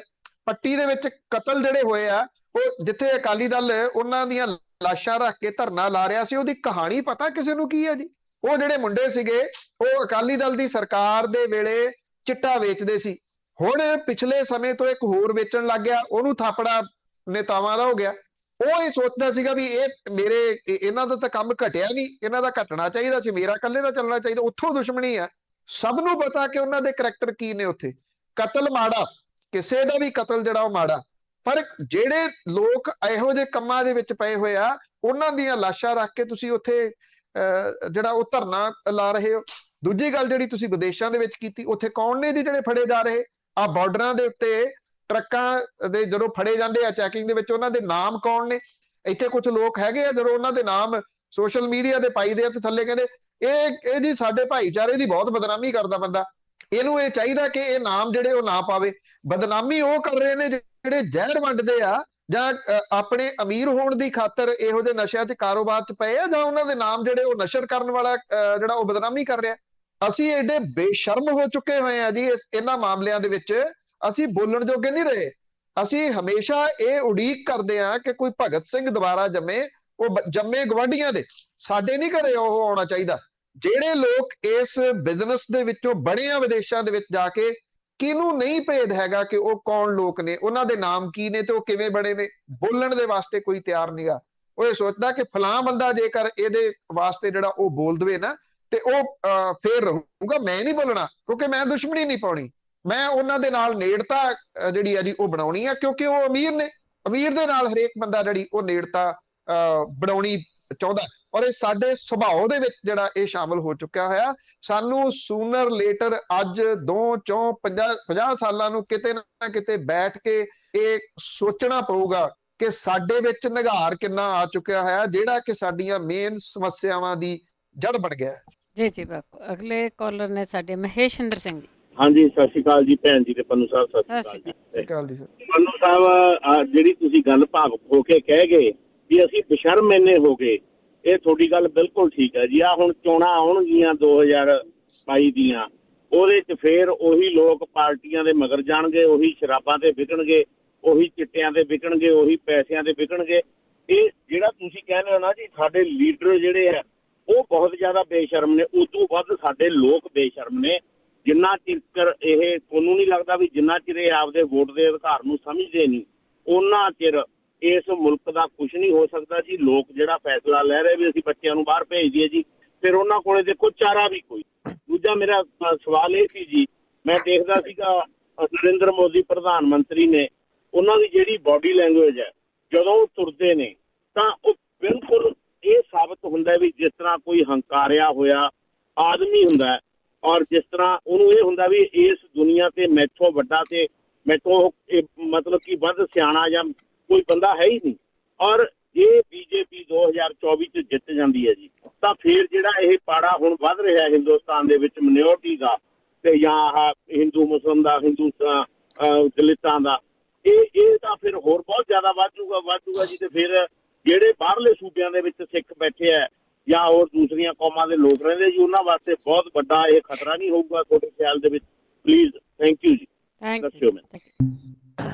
24 ਤਾਂ ਬਹੁਤ ਦੂਰ ਹੈ ਜੀ, ਉਦੋਂ ਪਹਿਲਾਂ ਹੀ ਬਥੇਰਾ ਕੁਛ ਜਿਹੜਾ ਉਹ ਖਤਰਾ ਤਾਂ ਖੜਾ ਇਸ ਵੇਲੇ। ਪਰ ਸਵਾਲ ਜਿਹੜਾ ਜੀ ਤੁਸੀਂ ਆਪ ਹੀ ਉਹਦਾ ਜਵਾਬ ਦਿੱਤਾ ਕਿ ਜਿੰਨੀ ਦੇਰ ਤੱਕ ਵੋਟ ਦੇ ਅਧਿਕਾਰ ਦੀ ਵਰਤੋਂ ਜਾਂ ਆਪਣੀ ਜ਼ਿੰਮੇਵਾਰੀ ਨਹੀਂ ਕੋਈ ਵਰਤਦਾ ਜੀ, ਮੈਨੂੰ ਨਹੀਂ ਲੱਗਦਾ ਕਿ ਇੰਨੀ ਖੁਸ਼ੀ ਪੱਛਮੀ ਬੰਗਾਲ ਦੇ ਵਿੱਚ ਭਾਜਪਾ ਦੇ ਹਾਰਨ ਦੀ ਮਨਾਈ ਗਈ ਹੋਊਗੀ ਜਿੰਨੀ ਪੰਜਾਬ ਦੇ ਵਿੱਚ ਮਨਾਈ ਗਈ ਹੈ। ਪਰ ਜਦੋਂ ਆਪਣੇ ਤੇ ਆਉਣੀ ਆ ਫੇਰ ਉਦੋਂ ਇਹਨਾਂ ਨੇ ਕੀ ਕਰਨਾ ਜੀ, ਉਹ ਤੁਹਾਡੇ ਸਾਰਿਆਂ ਦੇ ਸਾਹਮਣੇ ਫੇਰ ਜਿਹੜਾ ਉਹ ਆ ਜਾਣਾ। ਅੱਜ ਇਹ ਅਕਸਰ ਜਿਹੜੀ ਗੱਲ ਉਹ ਚੱਲਣ ਲੱਗ ਗਈ ਕਿ ਲੋਕ ਜਿਹੜਾ ਜੀ ਇਹ ਕਹਿਣ ਲੱਗੇ ਕਿ ਲੱਗਦਾ ਜੀ ਕਿ ਅਕਾਲੀ ਦਲ ਜਿਹੜਾ ਜੀ ਉਹ ਫੇਰ ਆ ਜਾਊਗਾ ਪਿੰਡਾਂ ਦੇ ਵਿੱਚ, ਉਹ ਦੁਬਾਰਾ ਜਿਹੜਾ ਲੋਕ ਉਹਨੂੰ ਪਸੰਦ ਕਰਨ ਲੱਗੇ। ਇੱਥੇ ਲੋਕ ਗੱਲ ਕਹਿਣ ਲੱਗੇ, ਉਹੀ ਲੋਕ ਜਿਹੜੇ ਕਿ ਅੱਜ ਤੋਂ 5 ਸਾਲ ਪਹਿਲਾਂ 16 ਦੇ ਵਿੱਚ ਜਿਹੜਾ ਇਹ ਕਹਿੰਦੇ ਸੀ ਵੀ ਅਕਾਲੀ ਦਲ ਹੁਣ ਨਹੀਂ ਮੁੜ ਕੇ ਜਿਹੜਾ ਜੀ ਉੱਠਦਾ। ਜਿਹੜੇ ਲੋਕ ਇਹ ਗੱਲ ਕਹਿੰਦੇ ਆ ਉਹ ਕਿਹੜੇ ਮੂੰਹ ਦੇ ਨਾਲ ਕਹਿੰਦੇ ਆ ਕਿ ਕੀ ਕੁਝ ਪੰਜਾਬ ਦੇ ਵਿੱਚ ਇਹਨਾਂ ਨੇ ਕੀਤਾ, ਉਹ ਕਿਸੇ ਤੋਂ ਭੁੱਲ ਹੈ? ਕੋਈ ਜਿਹੜਾ ਜੀ ਉਹ ਭੁੱਲ ਨਹੀਂ ਗਈ। ਅਸੀਂ ਦੂਜਿਆਂ ਦੇ ਉੱਤੇ ਕਿੰਤੂ ਪਰੰਤੂ ਬਹੁਤ ਜਿਹੜਾ ਉਹ ਕਰਦੇ ਆ ਕਿ ਫਲਾਂ ਸੂਬੇ ਵਾਲੇ ਦੇਖਿਆ, ਉੱਤਰ ਪ੍ਰਦੇਸ਼ ਦੇ ਵਿੱਚ ਵੇਖਿਆ ਕੀ ਹੋ ਰਿਹਾ, ਬਿਹਾਰ ਦੇ ਵਿੱਚ ਵੇਖਿਆ ਕੀ ਹੋ ਰਿਹਾ, ਇੱਥੇ ਕੀ ਹੋ ਰਿਹਾ ਜੀ, ਉਹਦੀ ਗੱਲ ਨਹੀਂ ਕੋਈ ਵੀ ਜਿਹੜੀ ਉਹ ਕਰਨੀ ਚਾਹੁੰਦਾ। ਉੱਥੇ ਲੈ ਦੇ ਕੇ ਨਾ ਅਸੀਂ ਉਹੀ ਜਿਹੜੀਆਂ ਰਵਾਇਤੀ ਪਾਰਟੀਆਂ ਨੇ ਉਹਨਾਂ ਦੇ ਪਿਛਲੱਗ ਜਿਹੜਾ ਜੀ ਉਹ ਬਣ ਗਿਆ। ਇਹ ਇੱਕ ਪਿਛਲੇ ਦਿਨਾਂ ਦੇ ਵਿੱਚ ਕੁਲਵੰਤ ਸਿੰਘ ਗਰੇਵਾਲ, ਉਹਨਾਂ ਦੀ ਡੈਥ ਹੋ ਗਈ ਤਕਰੀਬਨ 1.5 ਮਹੀਨਾ ਪਹਿਲਾਂ, ਪਟਿਆਲੇ ਤੋਂ ਸਨ, ਬਹੁਤ ਵਧੀਆ ਸ਼ਾਇਰ ਸਨ, ਪ੍ਰੋਫੈਸਰ, ਰਿਟਾਇਰ ਸਨ ਯੂਨੀਵਰਸਿਟੀ ਤੋਂ। ਉਹਨਾਂ ਦੀ ਮੈਨੂੰ ਇੱਕਦਮ ਗੱਲ ਕਰਦਿਆਂ ਉਹਨਾਂ ਦੀ ਇੱਕ ਗਜ਼ਲ ਦਾ ਸ਼ੇਰ ਜਿਹੜਾ ਉਹ ਚੇਤਾ ਆ ਗਿਆ। ਮੇਰਾ ਖਿਆਲ ਉਹਦੇ ਤੋਂ ਉੱਪਰ ਕੁਝ ਕਿਹਾ ਹੀ ਨਹੀਂ ਜਾ ਸਕਦਾ ਕਿ 1 ਸਦੀ ਪਹਿਲਾਂ ਸੀ ਅਸੀਂ ਸ਼ੇਰੇ ਪੰਜਾਬ, 1 ਸਦੀ ਬਾਅਦ ਅਸੀਂ ਹਾਜ਼ਰ ਜਨਾਬ। ਇਹ ਹਾਲਾਤ ਜਿਹੜੇ ਨਾ ਜੀ, ਇਹਦੇ ਵਿੱਚ ਸਾਰਾ ਕੁਝ ਲੁਕਿਆ ਹੋਇਆ। ਸ਼ੇਰੇ ਪੰਜਾਬ ਤੋਂ ਹਾਜ਼ਰ ਜਨਾਬ ਤੱਕ ਦਾ ਇਹ ਸਾਡਾ ਸਫ਼ਰ ਹੈ ਜੀ, ਜਿੱਥੋਂ ਸਾਰੀਆਂ ਮੁਸ਼ਕਲਾਂ ਖੜੀਆਂ ਹੋਈਆਂ ਨੇ ਜੀ। ਸਾਡੇ ਨਾਲ ਜੁੜੇ ਨੇ ਗੁਰਦੇਵ ਸਿੰਘ ਜੀ। ਹੈਲੋ, ਸਤਿ ਸ਼੍ਰੀ ਅਕਾਲ ਜੀ। ਸਤਿ ਸ਼੍ਰੀ ਅਕਾਲ। ਹਾਂਜੀ, ਮੈਂ ਪੰਨੂ ਬਾਈ ਸਾਹਿਬ ਨੂੰ ਭਾਜੀ ਨੂੰ ਪੁੱਛਣਾ ਸੀਗਾ ਵੀ 2-3 ਬੰਦਿਆਂ ਬਾਰੇ, ਜਿਵੇਂ ਇੱਕ ਤਾਂ ਸੁਬਰੋਤੋ ਰਾਏ ਸਹਾਰਾ ਵਾਲਾ, ਉਹ ਕਿੱਥੇ ਉਹਦਾ ਕੀ ਬਣਿਆ? ਹੁਣ ਪਹਿਲਾਂ ਜੇਲ੍ਹ 'ਚ ਸੀ ਜਦੋਂ ਲੌਂਗ ਟਾਈਮ ਅਗੋ। ਇੱਕ ਪੁੱਛਣਾ ਸੀਗਾ ਜਿਹਦਾ ਲਾਸਟ ਨੇਮ ਭੰਗੂ ਸੀਗਾ, ਜਿਹਨੇ ਪੰਜਾਬ ਦੇ ਵਿੱਚ ਉਹਦੇ ਮੇਰੇ ਖਿਆਲ ਹਸਪੀਟਲ ਵਗੈਰਾ, ਉਹਦਾ ਮੈਨੂੰ ਪੂਰੇ ਨਾਂ ਭੁੱਲ ਗਿਆ ਕੀ ਸੀਗਾ, ਵੀ ਉਹ ਵੀ ਪਹਿਲਾਂ ਅੰਦਰ ਸੀ, ਤੇ ਉਹਦਾ ਕੀ ਬਣਿਆ? ਇੱਕ ਪੁੱਛਣਾ ਵੀ ਪੰਨੂ ਸਾਹਿਬ ਨੇ ਵੈਕਸੀਨੇਸ਼ਨ ਲਵਾਈ ਆ ਕਿ ਨਹੀਂ, ਜੇ ਲਵਾਈ ਹੈ ਤਾਂ ਕਿਹੜੀ ਲਵਾਈ ਹੈ ਜੀ, ਇਹ ਪੁੱਛਣਾ ਸੀ। Thank you. ਮੈਂ ਲਵਾਈ ਹੈ ਜੀ, ਕੋਵਿਸ਼ੀਲਡ ਲਵਾਈ ਹੈ ਇੱਥੋਂ, ਔਰ ਮੇਰੀ ਪੂਰੀ ਫੈਮਿਲੀ ਨੇ ਵੀ ਜਿਹੜੀ ਜੀ ਜਿੰਨੇ ਮੈਂਬਰ ਇੱਥੇ ਹੈਗੇ ਨੇ, ਉਹਨਾਂ ਨੇ ਜੇ ਕੈਨੇਡਾ ਬੇਟਾ ਉਹਨੇ ਵੀ ਉੱਥੇ ਵੀ ਲਵਾਈ ਹੈ ਜੀ। ਸੋ ਇਸ ਕਰਕੇ ਉਹ ਰਿਸਪੌਂਸਿਬਿਲਿਟੀ ਹੈ ਜਿਹੜੀ ਉਹ ਹਰੇਕ ਦੀ ਬਿਲਕੁਲ ਲਵਾਈ ਹੈ ਜੀ। ਔਰ ਇਹਦਾ ਕਿਉਂਕਿ ਇਹਦਾ ਤਾਂ ਹੁਣ ਤਾਂ ਸਬੂਤ ਵੀ ਹੈਗਾ ਆਨਲਾਈਨ ਜਿਹੜੀ ਉਹ ਲੱਗੀ ਹੋਈ ਹੈ, ਕੋਵਿਸ਼ੀਲਡ ਲੱਗੀ ਹੈ, ਉਹੀ ਇੱਥੇ ਸਾਡੇ ਜਿਹੜੀ ਉਹ ਅਵੇਲੇਬਲ ਹੈ। ਜਿਹੜੀ ਗੱਲ ਤੁਸੀਂ ਪੁੱਛੀ ਹੈ ਸਹਾਰਾ ਵਾਲੀ, ਉਹ ਲੰਗੇ ਡੰਗ ਜਿਹੜਾ ਅੰਦਰ ਬਾਹਰ ਹੀ ਹੈ, ਕਿਉਂਕਿ ਉਸ ਮਾਮਲੇ ਦੇ ਉੱਤੇ ਸੁਪਰੀਮ ਕੋਰਟ ਨੇ ਘੱਟੋ ਘੱਟ ਉਹਦੀ ਕਾਫੀ ਸਾਰੀਆਂ ਜਿਹੜੀਆਂ ਪ੍ਰਾਪਰਟੀ ਵਿਕਵਾ ਕੇ ਕੁਝ ਲੋਕਾਂ ਨੂੰ ਪੈਸੇ ਜਿਹੜੇ ਉਹ ਦਿੱਤੇ ਆ, ਸਹਾਰਾ ਗਰੁੱਪ ਵਾਲੇ। ਸੁਬਰਤੋ ਦੀ ਜਿਹੜੀ ਤੁਸੀਂ ਗੱਲ ਕਰਦੇ ਆ, ਤੇ ਜਿਹੜਾ ਛੋਟਾ ਸੁਬਰਤੋ ਉਹੋ ਜਿਹਾ ਹੀ ਇੱਥੇ ਜਿਹੜਾ ਸੀਗਾ ਮਿਸਟਰ ਭੰਗੂ ਪਰਲ ਗਰੁੱਪ ਵਾਲਾ, ਉਹਦੀ ਤੁਸੀਂ ਗੱਲ ਕਰ ਰਹੇ ਹੋ। ਅਕਾਲੀ ਦਲ ਬਾਦਲ ਦੇ ਵੇਲੇ ਉਹਨਾਂ ਦੀ ਸਰਕਾਰ ਦੇ ਵੇਲੇ ਹੁੰਦੇ ਕਬੱਡੀ ਕੱਪ ਜਿਹੜੇ ਸੀਗੇ ਉਹਨਾਂ ਦਾ ਸਪਾਂਸਰ ਮੇਨ ਪਰਲ ਗਰੁੱਪ ਸੀਗਾ ਜੀ। ਉਹ ਜੇਲ੍ਹ 'ਚ ਹੈ। ਜੇਲ੍ਹ ਕਿਹੋ ਜਿਹੀ ਦੇ ਵਿੱਚ ਹੈ ਉਹ ਚਲੋ ਇਹ ਲੰਬੀਆਂ ਗੱਲਾਂ ਨੇ, ਸਭ ਨੂੰ ਜਿਹੜਾ ਪਤਾ ਹੈ। ਉਹਦਾ ਜਿਹੜਾ ਇੱਥੇ ਰਾਜਪੁਰਾ ਪਟਿਆਲਾ ਰੋਡ ਦੇ ਉੱਤੇ ਹਸਪੀਟਲ ਹੈ, ਜਿਹਨੂੰ ਇੱਕ ਵਾਰੀ ਜੰਦਰੇ ਵੀ ਲੱਗ ਗਏ ਸੀ, ਫਿਰ ਉਹ ਖੁੱਲਿਆ। ਅੰਨੀਆਂ ਪ੍ਰਾਪਰਟੀਜ਼ ਉਹਨੇ ਬਣਾਈਆਂ ਹੋਈਆਂ ਨੇ, ਪਰ ਉਹ ਸਬਰਤੋ ਵਾਲੇ ਮਾਮਲੇ ਵਾਂਗੂ ਅਦਾਲਤ ਉਹਦੀ ਪ੍ਰਾਪਰਟੀ ਵੇਚ ਨਹੀਂ ਸਕਦੀ। ਕਿਉਂ ਨਹੀਂ ਵੇਚ ਸਕਦੀ? ਉਹਦੇ 'ਚ ਇੱਕ ਟੈਕਨੀਕਲੀ ਵੱਡੀ ਜਿਹੜੀ ਜੀ ਉਹ ਪ੍ਰੋਬਲਮ ਹੈ। ਪ੍ਰੋਬਲਮ ਇਹ ਆ ਕਿ ਮੰਨ ਲਓ ਜਿਹੜੀ 100 ਰੁਪਏ ਦੀ ਚੀਜ਼ ਹੈ, ਜਿਹੜੀ 100 ਰੁਪਏ ਦੀ ਉਹਦੀ ਪ੍ਰਾਪਰਟੀ ਹੈ, ਉਹ 100 ਰੁਪਏ ਦੀ ਪ੍ਰਾਪਰਟੀ ਦੇ ਉੱਤੇ 120 ਰੁਪਏ ਲੋਨ ਉਹਨੇ ਚੁੱਕਿਆ ਹੋਇਆ ਜੀ। ਉਹ ਜਦੋਂ ਲੋਨ ਚੁੱਕਿਆ, ਉਹ ਪ੍ਰਾਪਰਟੀ ਬੈਂਕਾਂ ਦੇ ਕੋਲੇ ਜਿਹੜਾ ਜੀ ਉਹ ਚਲੇਗੀ। ਇਸ ਕਰਕੇ ਉਹ ਬਹੁਤ ਪੈਸਾ ਇਹਦੇ ਵਿੱਚੋਂ ਜਿਹੜਾ ਜੀ ਉਹ ਬਣਾ ਚੁੱਕਿਆ ਹੋਇਆ। ਔਰ ਇੰਨੇ ਲੋਕ ਲੁੱਟੇ ਗਏ ਆ ਪੰਜਾਬ ਦੇ ਵਿੱਚ। ਕੁਝ ਪਿੰਡ ਸੰਗਰੂਰ ਡਿਸਟ੍ਰਿਕਟ ਦੇ ਵਿੱਚ ਬਹੁਤ ਵੱਡੇ ਨੇ, ਉਹਨਾਂ ਦੇ ਵਿੱਚ ਕੋਈ ਘਰ ਨਹੀਂ ਜਿਹੜਾ ਉਹਦੀ ਲੁੱਟ ਤੋਂ ਬਚਿਆ ਨਹੀਂ ਹੋਇਆ। ਔਰ ਬਦਕਿਸਮਤੀ ਇਹ ਆ, ਖੁਦਕੁਸ਼ੀਆਂ ਦਾ ਕਾਰਨ ਵੀ ਉਹਦੀ ਇਹ ਕੰਪਨੀ ਬਹੁਤ ਸਾਰੇ ਪਿੰਡਾਂ ਦੇ ਵਿੱਚ ਜਿਹੜੀ ਉਹ ਬਣੀ। ਜੋ ਕੁਝ ਹੈਗਾ ਸੀਗਾ ਲੋਕਾਂ ਨੇ ਇਹਦੇ ਉੱਤੇ ਲਾਤਾ। ਪਰਲ ਗਰੁੱਪ ਆ ਜੀ, ਜੇ ਉਹ ਭੁੱਲ ਨਾ ਗਿਆ ਵੀ ਤੁਹਾਨੂੰ ਜੀ। ਸਰਬਜੀਤ ਜੀ ਸਤਿ ਸ਼੍ਰੀ ਅਕਾਲ। ਹਾਂਜੀ ਭੈਣ ਜੀ, ਜੀ ਵਾਹਿਗੁਰੂ ਜੀ ਕਾ ਖਾਲਸਾ ਵਾਹਿਗੁਰੂ ਜੀ ਕੀ ਫਤਿਹ। ਤੁਹਾਨੂੰ ਸਾਹਿਬ ਏਦਾਂ ਜੀ ਵੀ ਚਾਹੇ ਦਲਿਤ ਮੁੱਖ ਮੰਤਰੀ ਬਣ ਜਾਏ ਜੀ, ਚਾਹੇ ਦੂਜਾ ਬਣ ਜਾਏ, ਇਹ ਸਾਰੇ ਚੋਰ ਬੈਠੇ ਆ ਜੀ। ਹਾਂਜੀ ਹੁਣ ਸੁਣਦੀ ਮੈਂ ਇੱਕ ਵਾਰ, ਮੈਂ ਕਿਹਾ ਜੀ ਚਾਹੇ ਦਲਿਤ ਮੁੱਖ ਮੰਤਰੀ ਬਣ ਜਾਏ ਤੇ ਚਾਹੇ ਦੂਜਾ ਬਣ ਜਾਏ ਜੀ, ਵੀ ਪੰਜਾਬ ਦੇ ਲੋਕਾਂ ਦਾ ਭਲਾ ਨਹੀਂ ਜੀ ਕਿਸੇ ਨੇ ਕਰਨਾ, ਕਿਉਂਕਿ ਸਾਰੇ ਚੋਰ ਬੈਠੇ ਆ ਜੀ।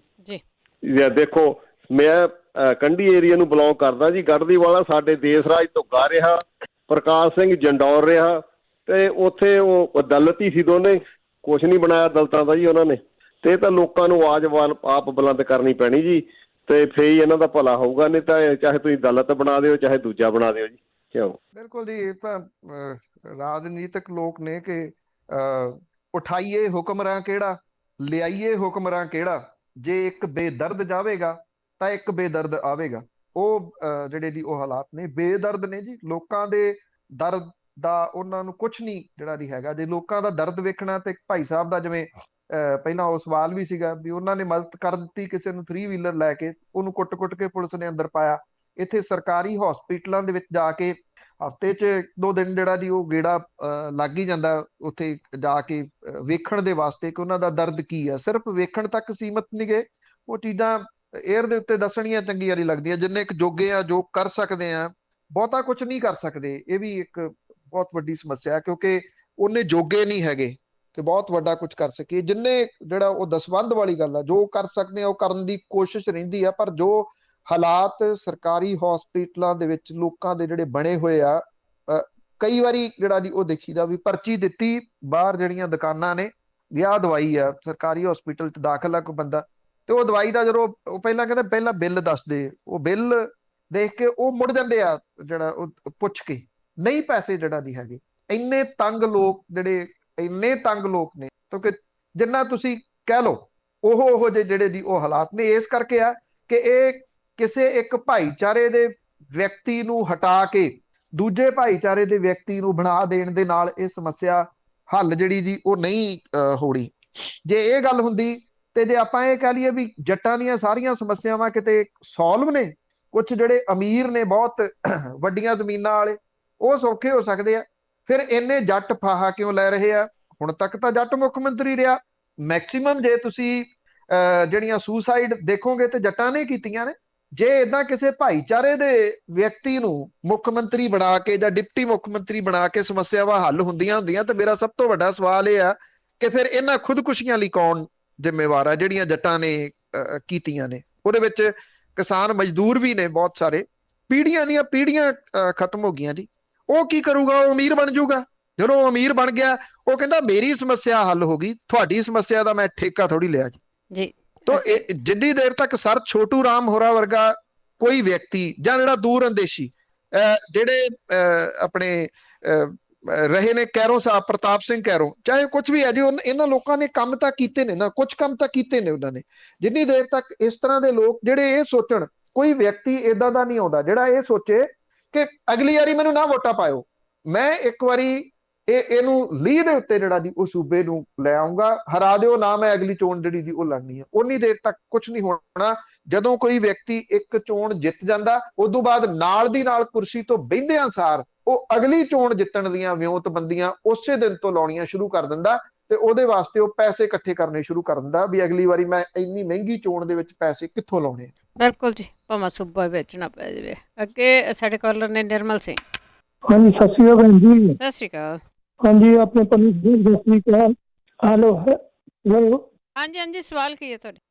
ਸਵਾਲ ਤਾਂ ਕੁਛ ਨਹੀਂ, ਮੈਂ ਆਪਣਾ ਸਵਾਲ ਇਹ ਸਵੇਰ ਸੈਣੀ ਦੇ ਬਾਰੇ ਗੱਲ ਕਰਨੀ ਚਾਹੁੰਦਾ ਵੀ ਉਹ ਜਿਹੜੇ ਬੰਦਾ ਇੰਨਾ ਸ਼ਾਤਰ ਆ, ਜਿਹੜਾ ਐਡੀ ਪੋਜੀਸ਼ਨ ਤੇ ਬੈਠਾ, ਉਹਨਾਂ ਨੂੰ ਤਾਂ ਲਾਣਾ ਦੇ ਬਾਰੇ ਕੱਲੀ ਨੁਕਤੇ ਦਾ ਪਤਾ ਹੁੰਦਾ ਵੀ ਉਹਨੂੰ ਏਦਾਂ ਦੇ ਬੰਦੇ ਨੂੰ ਪਸੰਦਣਾ ਬਹੁਤ ਔਖਾ ਲੱਗਦਾ। ਥੈਂਕ ਯੂ ਧੰਨਵਾਦ। ਮੈਂ ਪਹਿਲਾਂ ਦੱਸਿਆ ਹੀ ਹੈ ਜੀ, ਉਹਨੂੰ 100 ਰਾਹ ਆਉਂਦੇ ਆ ਨਿਕਲਣ ਜੀ। ਸਾਡੇ ਆਖਰੀ ਕਾਲਰ ਜਸਵਿੰਦਰ ਸਿੰਘ।